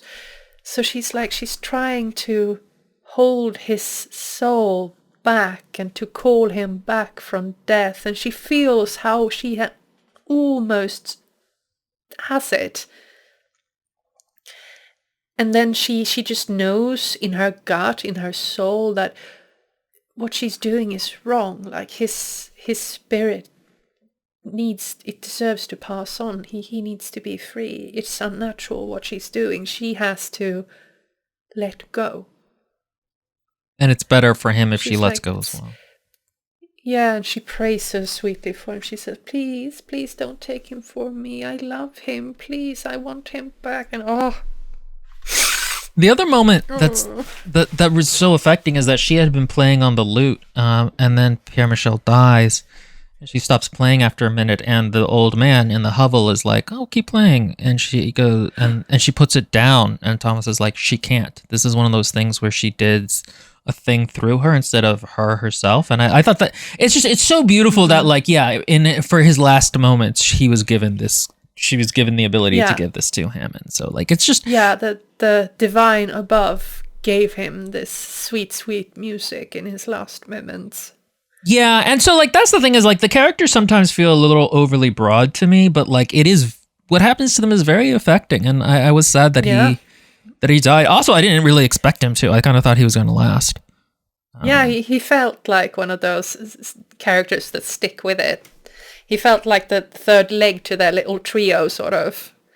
Well, and also because it's his brother. Their tricycle is going to be lopsided. Yeah, and because his brother is at Avignon, so you thought he was going to have some, like, plot things to do. Oh, yeah, as well, yeah. Yeah, you thought he was going to go and meet up with his brother in Avignon. It was going to be a plot thing. Who ends up being a complete jackass, by the way. We meet him towards the end of the book, and he's just a complete jackass, and I hate that guy. And Pierre Michel deserved better. Because he looks down on his brother and is like, the poor provincial priest really liked the wine I sent. It was so annoying how thankful he was in the letter. And you're like... But hey, he gets an entire church dropped on his head. Good. He deserves it. Yeah. There's some episodic stuff here where Delphine leaves Thomas behind to, like, save him from dying. Yeah, she's like, if Thomas stays with me, he's gonna die, so I'm gonna go off and do this on my own. It's the only way. So she runs to a nunnery where she's gonna spend the night. Do you wanna... No, you describe it. This is like the creepiest of the boss fights. Okay, so... She takes shelter inside the nunnery, and the nuns are all gone or dead, or she can't see any corpses, but they're not there. And I can't remember if she hears it first. I think she hears it because she only ever glimpses the outline of it. But there's a woman there. Yeah, because she doesn't have a candle. No. And it's in the dead of night, so suddenly she just knows that there is something with her in the room, and she's like, hello? And the thing answers. She's like, hello. He's like, who are you? She's like, I'm sister something. And the thing, at first, it talks to her in this friendly way, and you're like, maybe it's okay. It's a bit creepy that the sister doesn't have a candle. And she's like, oh no, but it's because I'm young. The other sisters were old and their eyes were bad, but I'm young, I see in the dark. And you're like, that is not a good excuse to be that doesn't check out. A candle, my friend. Yeah, dude. Doesn't this nunnery have stairs? Like, do you want to die? But she's like, yeah, so I walk through the night. And the girl is like, okay. And the thing is like, what do you have there around your neck? And she's like, it's a special token from my father. She's like, I want to see it. She's like, no, it's very dear to me. And the thing is like, you show it to me, otherwise I'm gonna bite your fingers off. And then Delphine's like, I want to go outside now, please let me outside. And the thing is like, no, you're gonna stay in here, otherwise I don't remember what she threatens with. Something creepy. She threatens to make her into a skin suit or something. She's like, look what I have here in my pouch. And he begins to jangle this pouch and pulling weird things out of it. And all the while Delphi can sort of feel the brush of its fingers. And she just feels that the creature is wrong. It's not shaped like a human. And it kind of touches her. And it sort of hovers around her. And it's like, give me that thing around your neck. She's like, no, I don't want to. And then at one point she figures out that the creature gets angry with her, so she drops the guy. She's like, give me that fucking thing, you god-cursed little cunt. And she's like, wait, what? Why don't you just take it? And the thing is like, shut up, I'm gonna take it a second ago. And she's like, no, but if you could take it, you already would have. You can't harm me if I don't want you to, can you? And it's like, ah! You like, have found my secret! Yeah. You bitch! So she runs outside and she sleeps outside, and the next morning she goes into the room and she finds this huge flesh abomination lying on the floor in the room, like a twisted amalgamation of different limbs and rotting corpse bodies. One of the things that had been mentioned is that, like the demons, they can't create life because only God can do that. So they kind of like mixed around the living and the dead into one amalgamation. Yeah. And in this case, the creature even had said something like, "In the abyss, she left something behind and she tried to create something." And it's like, oh, I thought it was going to be a scarecrow, to be honest, but it was very creepy. There's a lot of like horror death things in this book. Okay, so basically, but meanwhile, Tomas is running after her, sort of just aimlessly down the road. He's like, fucking girl, why did you go? And then he meets up with some angry villagers who thinks that he's an Englishman who has been plundering their city, and they get very mad and they're going to start bashing his head in when their priest speaks a little bit of French, because these are Flemish, I think. So they speak Flemish. So the priest is like, you're not English. You're French. You're a chevalier. And he's like, yeah, I'm a chevalier. And they're like, oh, good sir, chevalier. Promise that you're gonna kill every single fucking Englishman you see on the road. And he's like, yeah, sure. I'll kill all the Englishmen for you. And they're like, yay, go on your way, go on your way, sir. And he does find the Englishman in the baths at night, and I can't remember why he's so angry at that time. So basically what happens is he eventually gets to the city and he sees that the Englishmen are in the baths with a bunch of like prostitutes and stuff. And so he's like, and they've been pillaging the village, and they're spending the villagers' money, and because they had pillaged and killed villagers and, behaved like brutes. And now they're drinking it up and whoring and spending the money and bathing. And he gets really, really angry with them. So he barges into the bath, sword swinging, and he's just about to start chopping them into little pieces when he remembers Delphine saying, don't kill anyone. Don't kill anyone ever again. And so he stays his hand. And instead, he looks the men deep in the eye. And each of them looks away. And then he leaves. And then the day after, he meets some knights on the road. And one of them is the Duke of Evreux. And who took his land. His former squire, who is now serving under the Duke of Evreux. And and some other cretins that are also knights, his cronies basically. And this Duke starts sort of, puffing himself up and like, oh, ho, ho, who are you big turd?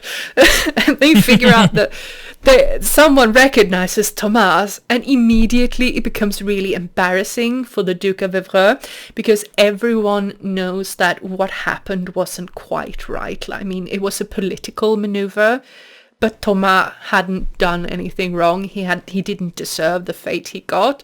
So the Duke starts trying to figure out how he's going to come out of the situation looking like the bigger man.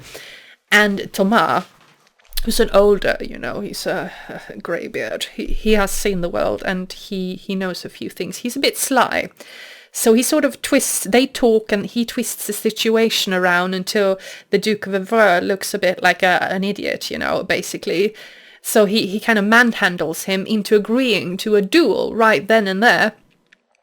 And they start dueling, and as soon as the Duke of Evreux starts losing, he's like, please help me. Save me from this evil man.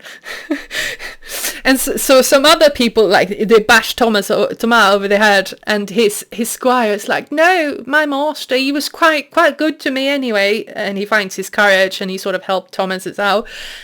And just as, I can't remember who's about to die, his squire sort of stands up and looks shocked.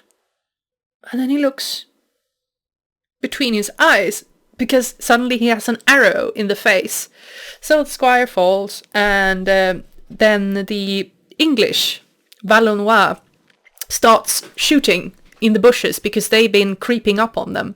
So they start firing on all these knights until everyone is basically dead, and then the band comes down and they start picking through the corpses and, taking what's worth taking, and killing the survivors.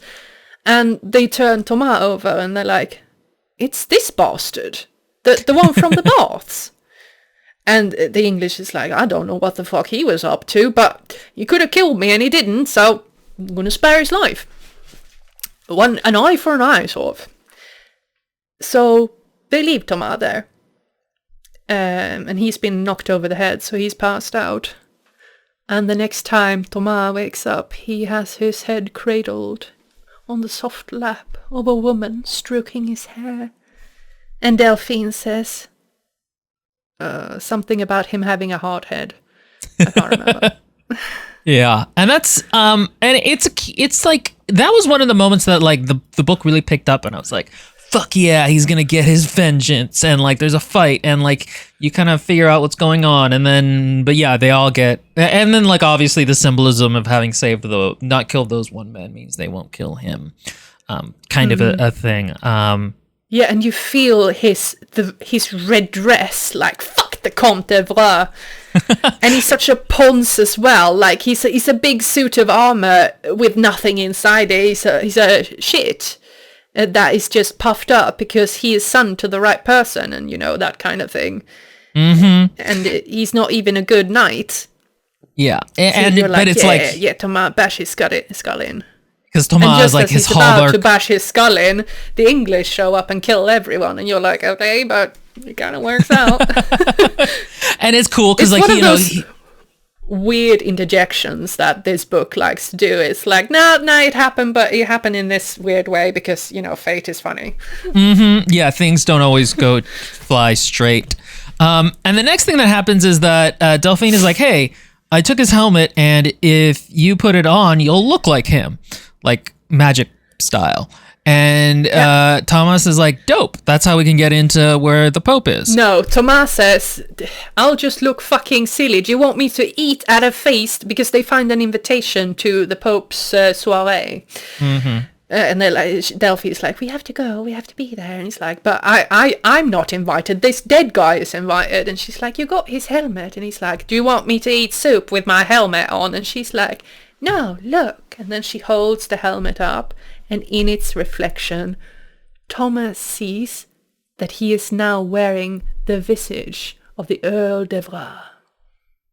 Yes. And you're like, oh, okay, cool. And Delphine's like, but the thing is, to wear it, you need to forgive the guy whose name I've already forgotten, who took your lance and you just killed. Count de Vras. Comte de Vras. Le Comte de Vras. And Thomas is like, okay, fine, I forgive him. She's like, cool. Now that he's dead, I'll forgive him, the fucker. Sort of. And she's like, okay, cool. Now you need to forgive your wife. And he's like, no, I can't do that. That bitching whore, she deserves whatever she gets. And Delphine's like, okay, but you have to. And so then we get a flashback to Thomas and how she says, you don't have to. We go back by the fire. You were not ready. And he's like, what's going to happen then? Well, basically, the darkness is going to win and the devils are going to rule the earth. And at first they'll take the good men and then they'll take the almost good men like you who just couldn't pull through and when the hour was dire. And then afterwards they'll come for the men who aided them because devils don't care for men. And he's like, okay, I'm not going to forgive my wife. Fuck her. So he goes back to the fire and they sit there for a while and we get the big backstory of what happens when he got married, how he was picked up by a lord in his childhood because he is low-born. He was the son of a washerwoman who washed up at the castle, and because Thomas was big and strong and strapping, he earned the eye of the Lord, who made him a page at a young age. And Thomas was, even if he did not have the noble blood, he was obviously born to be a knight. And we also find out that, who was it who thought that he was his wife, Margrethe. Yeah. After he got married to his wife, she assumed that, he probably took you under his wing because you were the Comte's son. And Thomas was like, I didn't believe her then. But when I saw that big man dying there in the mud, and how, even though he was in the most terrible pain, he didn't cry out, I wondered if I was his son. But wouldn't he have said so in that last moment on earth? Wouldn't he have said it with his dying breath? And he's like, no. Not that man who wouldn't cry out, who rode nobly to his death and then died in silence. So cool. Yeah. But he also thinks about how he came to marry someone as fine as Marie, because she came with a nice dowry. She had good blood, like she was not super high on the nobles, but she was nobility. And she came with some lands and some stuff, a few cows and horses, I can't remember exactly. And the reason to why he could get her is because her father had saved her, because he had high ideas about himself. He was going to get a catch for a husband, he was going to get a real good one, and he was going to marry up in the world. And it just didn't turn out that way, because her first betrothed killed himself after losing his beloved, like the love of his heart. So then she lost her prospect husband, and at that point she was 20, which is the high age of 20. Like, she's basically old already. Like her ovaries are shriveled as raisins by now. So she wasn't very attractive on the marriage market.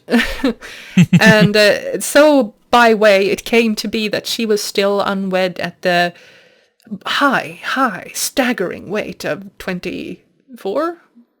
I think it may just have been like 20 or no, you're right, it's probably like closer to 25, 23 or 24, or 25. And so and she was like, I don't know Thomas. Yeah, and she met Thomas, and she was like, I don't know about this Thomas guy. He didn't write me back a letter. And then she met him, and they immediately and she wasn't sure about Thomas because, he's probably just an unwashed peasant. He probably can't even write. Yeah, because he didn't send me a letter back. And he probably couldn't. Yeah, he and was she pretty fancied unliterate. herself married with a refined man, a handsome, good, clean man. And then she meets Thomas, and they get along really well because they both curse a lot, and they both kind of have a very similar sense of humor. And he sees that she's really intelligent. He is comely, and he's a very manly man.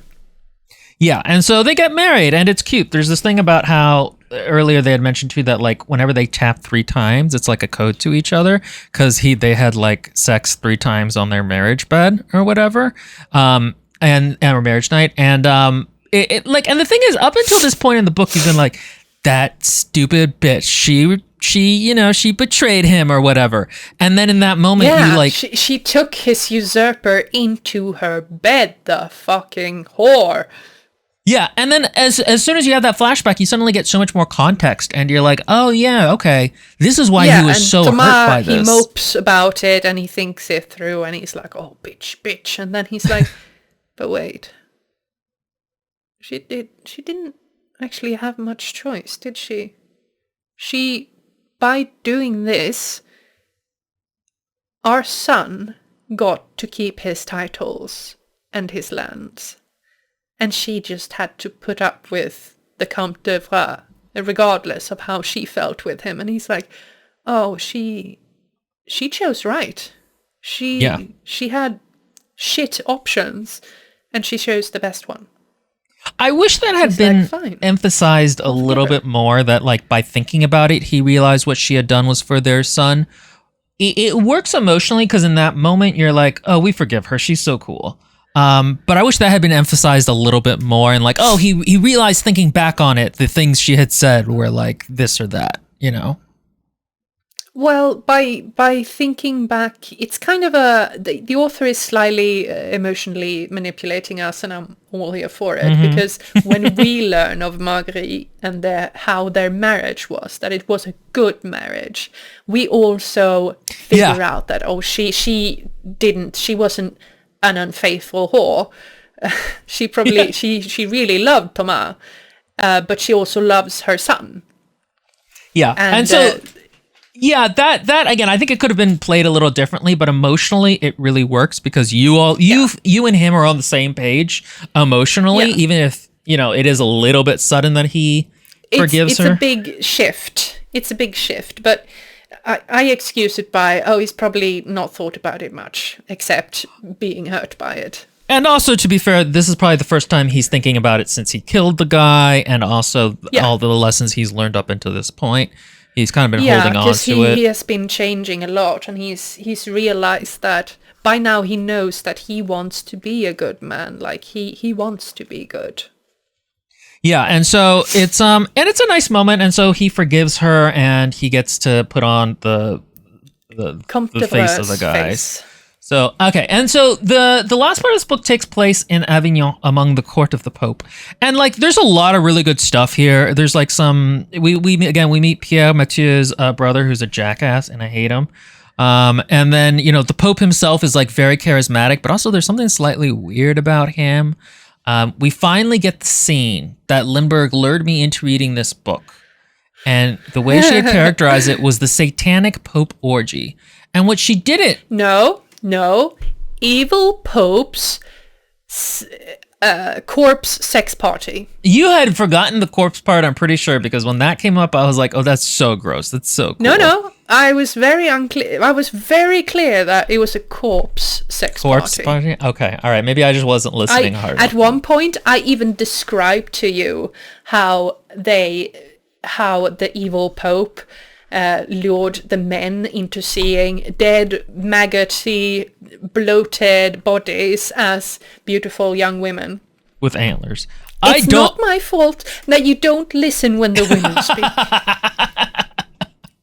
And yeah, that's what happens, is that basically there's a bunch of prostitutes, because I mean, like, whatever, they're nobody in the actual Vatican Pope, they're not in the Vatican, they're in Avignon, actually tries to keep the party, and immediately they see naked women just crawling over the furniture, just really rubbing themselves up against the furniture, very and, erotic, sort of dry humping the trees, and one of them sidles up to Thomas and sort of rubs on his crotch until he gets a little tent. Verge. It's just immediately you were like, what the fuck is up with this? This is the Pope's party. And Delphine early had been like, don't touch them, and he's like, why? And she's like, I don't know, just don't. And then later, there's something wrong with them. Yeah, there's something wrong with them, and like, there's also a funny part where she's like, don't drink the wine, and he's like, okay, fine, and then he just forgets and drinks it out of habit. Yeah, she's like, don't drink the wine. And he's like, is it a matter of my soul? And she's like, I don't know, just don't. And he's like, okay, I won't. And then he forgets and drinks the wine. It's like really funny. And then basically afterwards, she's like, I told you not to. And he's like, what was so bad about them? And where the girl had been rubbing up on him, she takes off a dead maggot because those had been corpses the whole time. A corpse maggot. Yeah, which is, again, and the girl that rubbed up on Thomas, when he was like, oh, no, I'm not gonna, my daughter has asked me not to. Immediately another guy is like, I had my eye on that one from the moment I enter this room. If you're not gonna... And then he just pulls his pants down and slides her right up into her. And then Delphine picks that corpse maggot off Thomas, and you're like... Which, to be and fair... by that time, we have skipped telling one of those short stories, because in one of them, there is this thing where a prophet and a little boy comes and picks up people from plague-ridden villages, German. And they're like, come and see, we shall find the eternal kingdom or something, and bring out your dead, and then they reanimate the corpses in the square.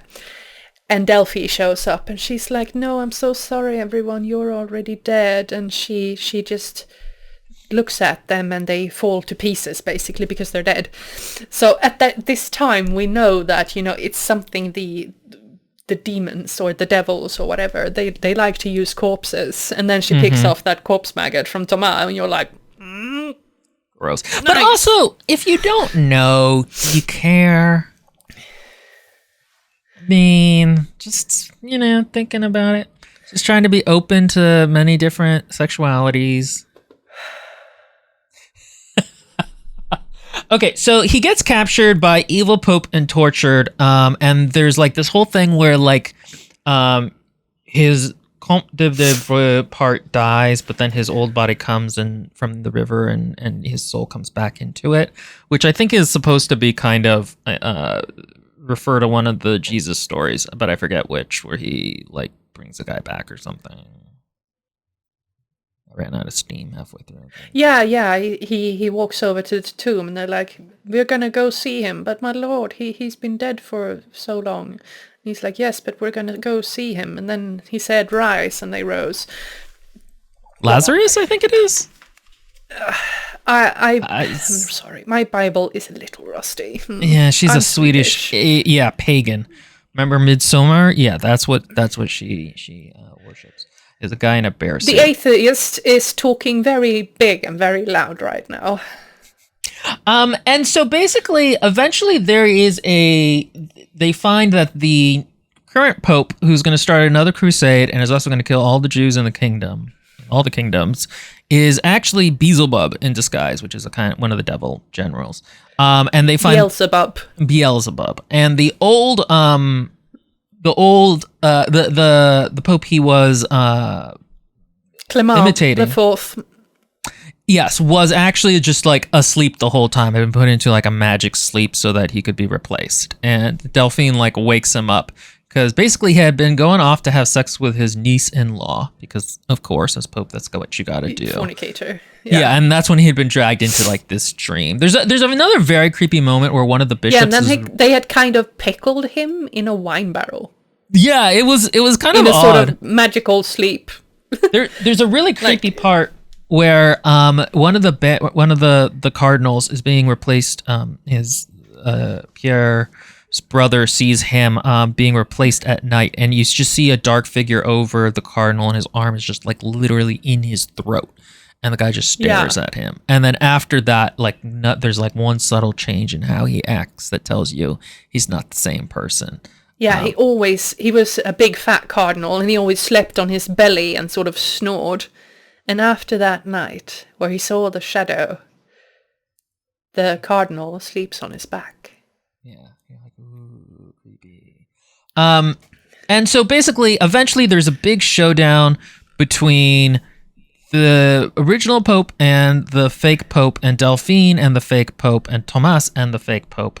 And this is basically the part where the demons are like, well, fuck it, we're not going to pretend anymore. And they just start showing their true forms. And there's like a huge ass apocalypse starting to happen. But they get revealed. The thing that happens is that a cardinal dies. So they decide to raise Père Mathieu's brother up as a puppet cardinal.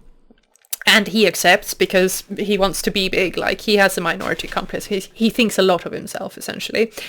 So they go to this place to do that. And meanwhile, Thomas has been trapped and being tortured. And Delphine she's been posing as a page and creeping through the castle that they've been staying in. And looking for the real Pope. So she finds the pickle Pope and she raises him in a scene that the angel says to him, rise. And she's like, but it's not going to work. And the angel says, just do it anyway. And she says, rise. And the Pope rises. And at first he's like gross and sort of weird, bloated. And then he sort of reanimates and she takes his hand and says they're going to go fix it. Because the evil Pope is a fake. So then they show up, and Delphine shows up with the real Pope, like in white, and she says, "This Pope is Beelzebub. He's an imposter. He's the fake one. Here is the real Pope. Hear him speak." And the Pope is like, "This is not my will. This holy war is not my will. Cast down the pretender. Blah blah blah." And then the demons are like, fuck this, we're just gonna demon out and kill everyone. Too much work. Yeah. And basically, Thomas fights, he dies, and then Delphine like is speaking to the devil, and the devil is like, I know what you are. Thomas has been tasked to use the spearhead that pierced the ribs of Jesus to kill the fake Pope. And he's like, I'm only gonna have one shot of this. He goes into it knowing that he's probably not gonna live and that he's gonna be damned if he dies. And he's like, but I'm gonna do this because it's the right thing to do. I am a chevalier again. So he tries to kill the fake evil Pope, and it doesn't go well because the man sees him coming. And by accident, he kills Jacquard. I don't remember how Jacquard had been Jacko? hired. Yeah, he'd been Jacko, yeah. Jacko had gotten hired a job there god. with his crossbow, and like he's like, Thomas, and then he dies by a demon. Yeah. There's a demon at one point. I think it sucks off his face. Then the demon spunks out and rips Thomas's arm off, and Thomas dies. Yes, and the demon. And at that point, Delphine is like, no, Thomas, no. And then her body splits apart and angels start flying out of her. And we have a demon angel kaiju battle. And it's pretty cool. Before she'd done that, though, there was a part where the demon had looked at her and been like, oh, I know who you are. She's like, yes. And he's like, well, then you should remember this. And he takes the spear and stabs her with it. Yeah. And that's the part where I was like, oh, she's Jesus. That's who she is. You're so slow.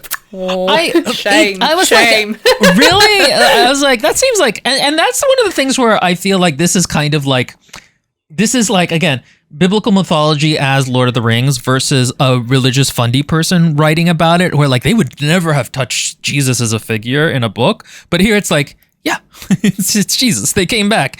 The Lord has come. We recasted them. And they were too popular. The Jew, is it time yet? Not yet. And again, I think that's some of her. I knew. That's well. I was like, I thought he meant like, is it time for me to, or am I gonna die yet? Was kind of what my thing had been. But anyway, the battle wins. The angels win, and then we got Thomas, who is now dead, and he's speaking to this really fucking creepy angel person thing. It's basically like the Grim Reaper. And the Grim Reaper is like, yeah, you're in hell now, forever. And Thomas is like, can't I stay here with you? And he's like, that would be more interesting. But they all ask that, and they all can't. And then the demon eats him. and he eats him many, many times until and he's stuck in this time loop of demon eating him. Yeah, and he eats him, like he gores him very viscerally, piece by piece, while he's still alive. And then eventually, once Tomas has stopped reacting to that, he is taken into hell and tortured eternally. And the way it's described is really creepy, because it's just like every torment. He's made to relive every curse he said against the Lord. So he said, like, bugger your mom or something like that, and then he's forced to do that. Every curse that he has said, he's forced to live through.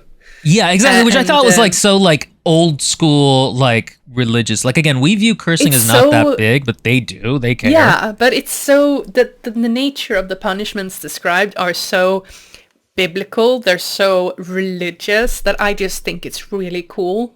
Mm-hmm. And you're like, the other thing is you're like, oh wow, is this really how this book is going to end? Is with him being in hell? Like that's crazy. I thought because he was a good person, he would get out of it. And it's like, and so, like, for a moment, you're like, what the fuck is going on? And then he has a memory of Delphine. And everyone he loves betrays him, and he is forced to betray everyone he loves, and he is forced to do horrible things to Delphine.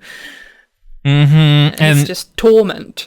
And it's the worst. And then he kind of relives a moment where Delphine was on the cart, and he's a corpse being shot at, and she comes into him, and she goes like...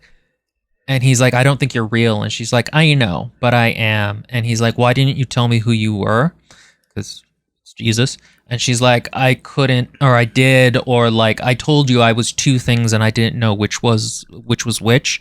And she basically like brings him either back to life or like, I kind of got the impression that he wasn't actually dead, that this might have been some kind of a dream he had or something, or a vision of some type. No, he was dead, and she brings his soul back, and because he gets his arm back, doesn't he? I think so, but then that doesn't make a ton of sense, because then like hell is real and biblical in this world, and that's crazy. Why? Because there's a bunch of people being tortured eternally for saying the Lord's name in vain. Like, it's kind of insane. Like, I kind of thought that part was going to be like, well, we don't know what happens after death, guys. Like, that kind of cop-out people normally do with with there religious... are several hells, but yeah. If you buy into religion, hell is real. Oh, I don't. No, because again, it's horrific if it's true. Yeah, that's the whole point. You're supposed to fear so much that you dogmatically love God. Your entire life is in terror of the integrity of your soul. I know. I think it's super weird. The angle that this book takes, because it chooses not to focus on how life should be in terror of your soul being twisted. It actually focuses on the nicer sentiments, and maybe God isn't as cruel and harsh as we thought, and No. Brutally torturing someone for all of eternity for a finite sin is crazy pants, unjustifiable, and evil. But that is what the devil does. Technically speaking, you could also interpret it, though, as because she is Jesus and Jesus died for man's sins, Jesus comes to all people who are in hell, and once they have suffered enough, says, you are forgiven. It's not said that that's the case, but that is a reasonable... Again, the whole thing about God is he died for our sins. Yeah, and the book's thesis is forgiveness. So, why not? So theoretically, but anyway, it kind of is treated almost as like a dream that he just had. Like he doesn't actually act after that, like he's been tortured for millennia. Like, you know what I mean? There's no post-traumatic stress disorder. And she takes his soul back, and he wakes up, his body whole, on the corpse cart that they're carting the dead away in. Mm-hmm. And they're like, oh, he's not dead yet. A Monty Python reference, guys. Yeah, and they were like, oh, I could swear his arm had been lopped off, but he's alive, he's whole. Funny. And so basically he tries to find Delphine and can't. The city is being rebuilt. He eventually becomes more like... Jesus gave him the choice. She said, do you want to remember? And Thomas thought she meant like the death of his count, the loss of his lands, the betrayal of his wife. And he was like, no, maybe I don't want to remember. And she was like, no, I meant her. Do you want to remember her? And he's like, yeah, I have to remember her. I have to. And she's like, I don't know if this is my reading, but I got the sense that he wasn't entirely sure whether Delphine was alive. I did too, because he keeps looking for her body. I think he wasn't sure what had happened to her. Also, because he actually wasn't there for the last part of it. And he looks for her body, and after that, when he can't find it, he sort of traces his way back north where they came from. And when they come upon the cottage where they originally met, she is there, and she has woken from a very long sleep. She is confused as to what has happened. The last thing she remembers is that it was raining or something, and then she woke up. And then Thomas and his traveling partner shows up because they have taken up peasant work, and they're looking for employment. And they walk up to the house, and it's from Delphi's point of view, and she comments on how the big man, when he sees her, he starts crying, and he's trying not to show it. But she sees it anyway, and she immediately likes him. Yeah, he has kind eyes. And she asks where he's from, and he says, a town. And she's like, that's not a name. And it's a really pretty callback. And it's a really beautiful moment. This is the part where it ruins it a little bit, but I should complain a little bit that I wish a little bit more had been done thematically with Delphine and the idea of her being two people, one half god and one half human. Like, I felt like that could have been explored a little bit more, like the conflict between the two things. But that's, again, something where, like, I want it to be subversive in a way it isn't really trying to be subversive. Yeah, it's not trying to be subversive. I mean, the whole idea, if God works through you, is that you co-inhabit your body, but you're not consciously aware of it. You don't really know how it works. Yeah. Again, I think it would be interesting to explore what is the cost of being both man and God at the same time. But again, that's not something the book is really interested in. And this is really very nice. She wasn't God. She's Jesus. Jesus is God, though. And she wasn't Jesus. For the longest time, she wasn't Jesus. For the longest time, she was just a girl listening to the angels.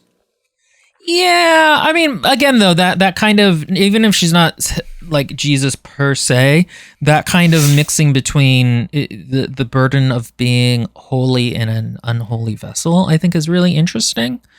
I feel like the book itself shows kind of the burden of holiness. Like, essentially, she had to go on a very perilous journey and die. Yes, but like it doesn't really ever feel like the only really strong emotion she has is that she misses her mother. Like, it's not like she really wants to live, and this is something that she like dearly has to struggle with. It's like she's like, I'm mostly okay with this. Like, she's such a saintly character that it's like there isn't a lot of conflict there between human and divine. But again, that's something where I like the author kind of decided to go with the line of that some things can't be understood. Yeah, and again, it emotionally, it works well. I didn't expect her to come back to life, but they ride off, and she's like going to be his surrogate daughter now. And that's where the book should end, but it doesn't. There's then an epilogue that me and Lindbergh debated fiercely last night. Where we battle. It was a battle of the wills. We were all up in arms, polishing our swords, brandishing our armor. We were dug down, staring at each other over the dead man's land, like trench warfare. The no man's land, I mean. We went from trench to trench, texting the whole time on Discord. Yeah, I'm warming up my machine gun as we speak. your Brenner gun. So basically, he's really old now. And he's a Franciscan monk, and he goes back to They have lived a life. He has become a monk.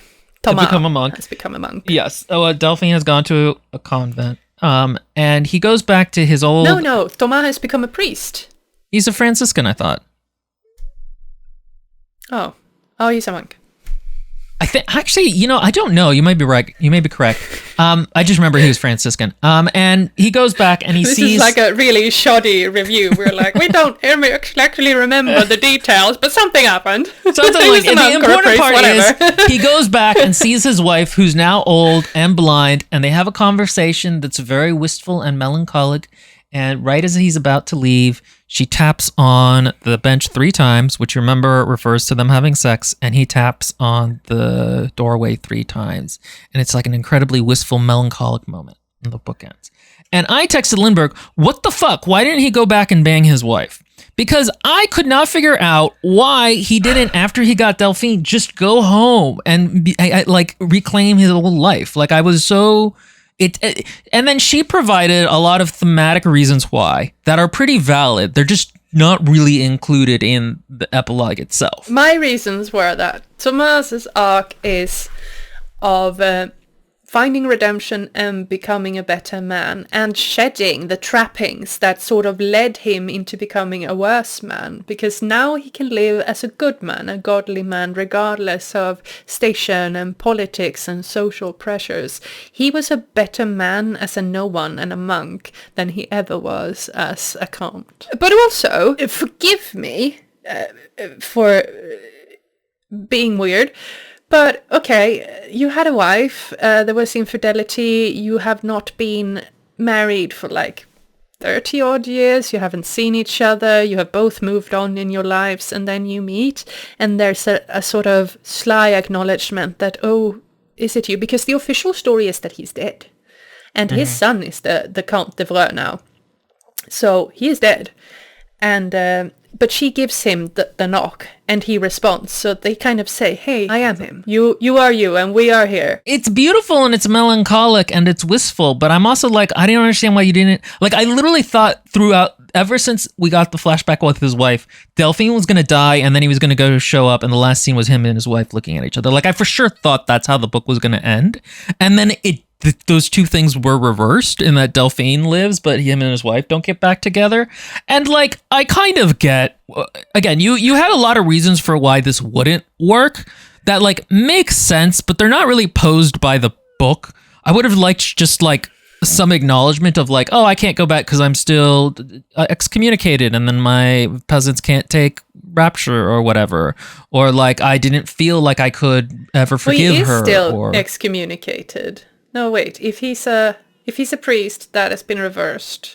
Yeah, and also like the thing is, in real life, yes, things get very complicated, and all those little things are like logistically a problem. Where in his character and the journey he's been on, does it make sense that he goes back to all the things that caused him so much hurt and pain and just pretends like nothing happened? He doesn't need to pretend. He can deal with it once he's there with his wife. They got along really well, and I think they could figure things out. Yeah, like 30 years ago. To be honest, now that you're saying it, I did not think there was that long of a period between Cressy and when the book starts. Cressy happened years before the book starts. Yeah, but 30? I did not think it was 30. Cressy is in 1337, and then the book starts in 43.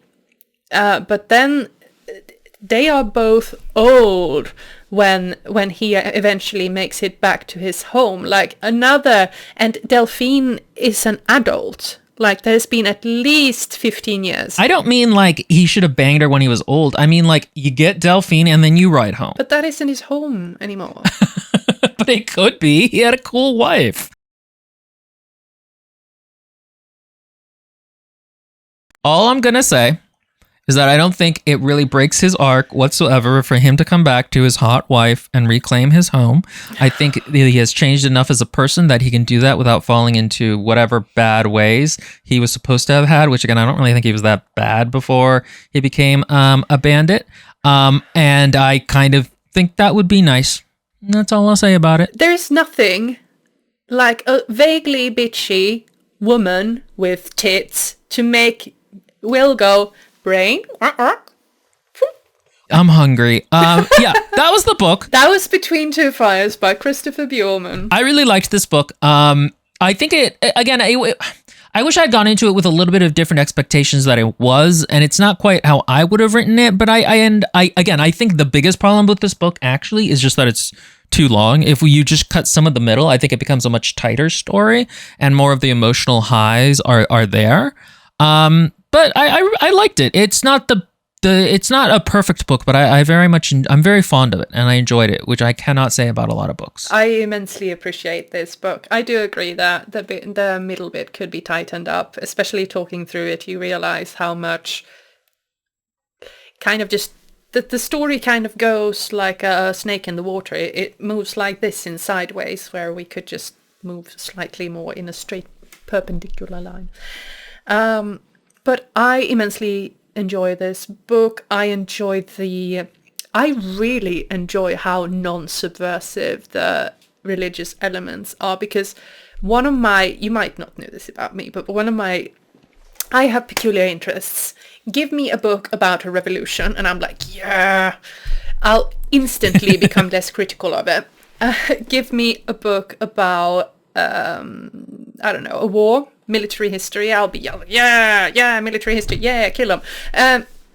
Give me a book about batty religion and I'm like, yes, I'm all in. Give it to me. I want to hear it. I think religion is fascinating. I love the stories. I love legends. So this is essentially the book for me. Even if it's not perfect, it's a book I can read and just enjoy immensely. So yeah, if you have read this book, and if you have any similar recommendations to give me, drop them down below. Next time, I'll have you read Shades of Blue again with me and Val, because that is definitely a batty religious book. That would mean you would have to read Shades of Blue again. That is a fair point, and I can't do that. You know what? I'll put you and Val on a book together. Oh. Yeah, if you guys have any similar recommendations, leave them in the comments. And until later, we love you, our parasocial darlings. Bye!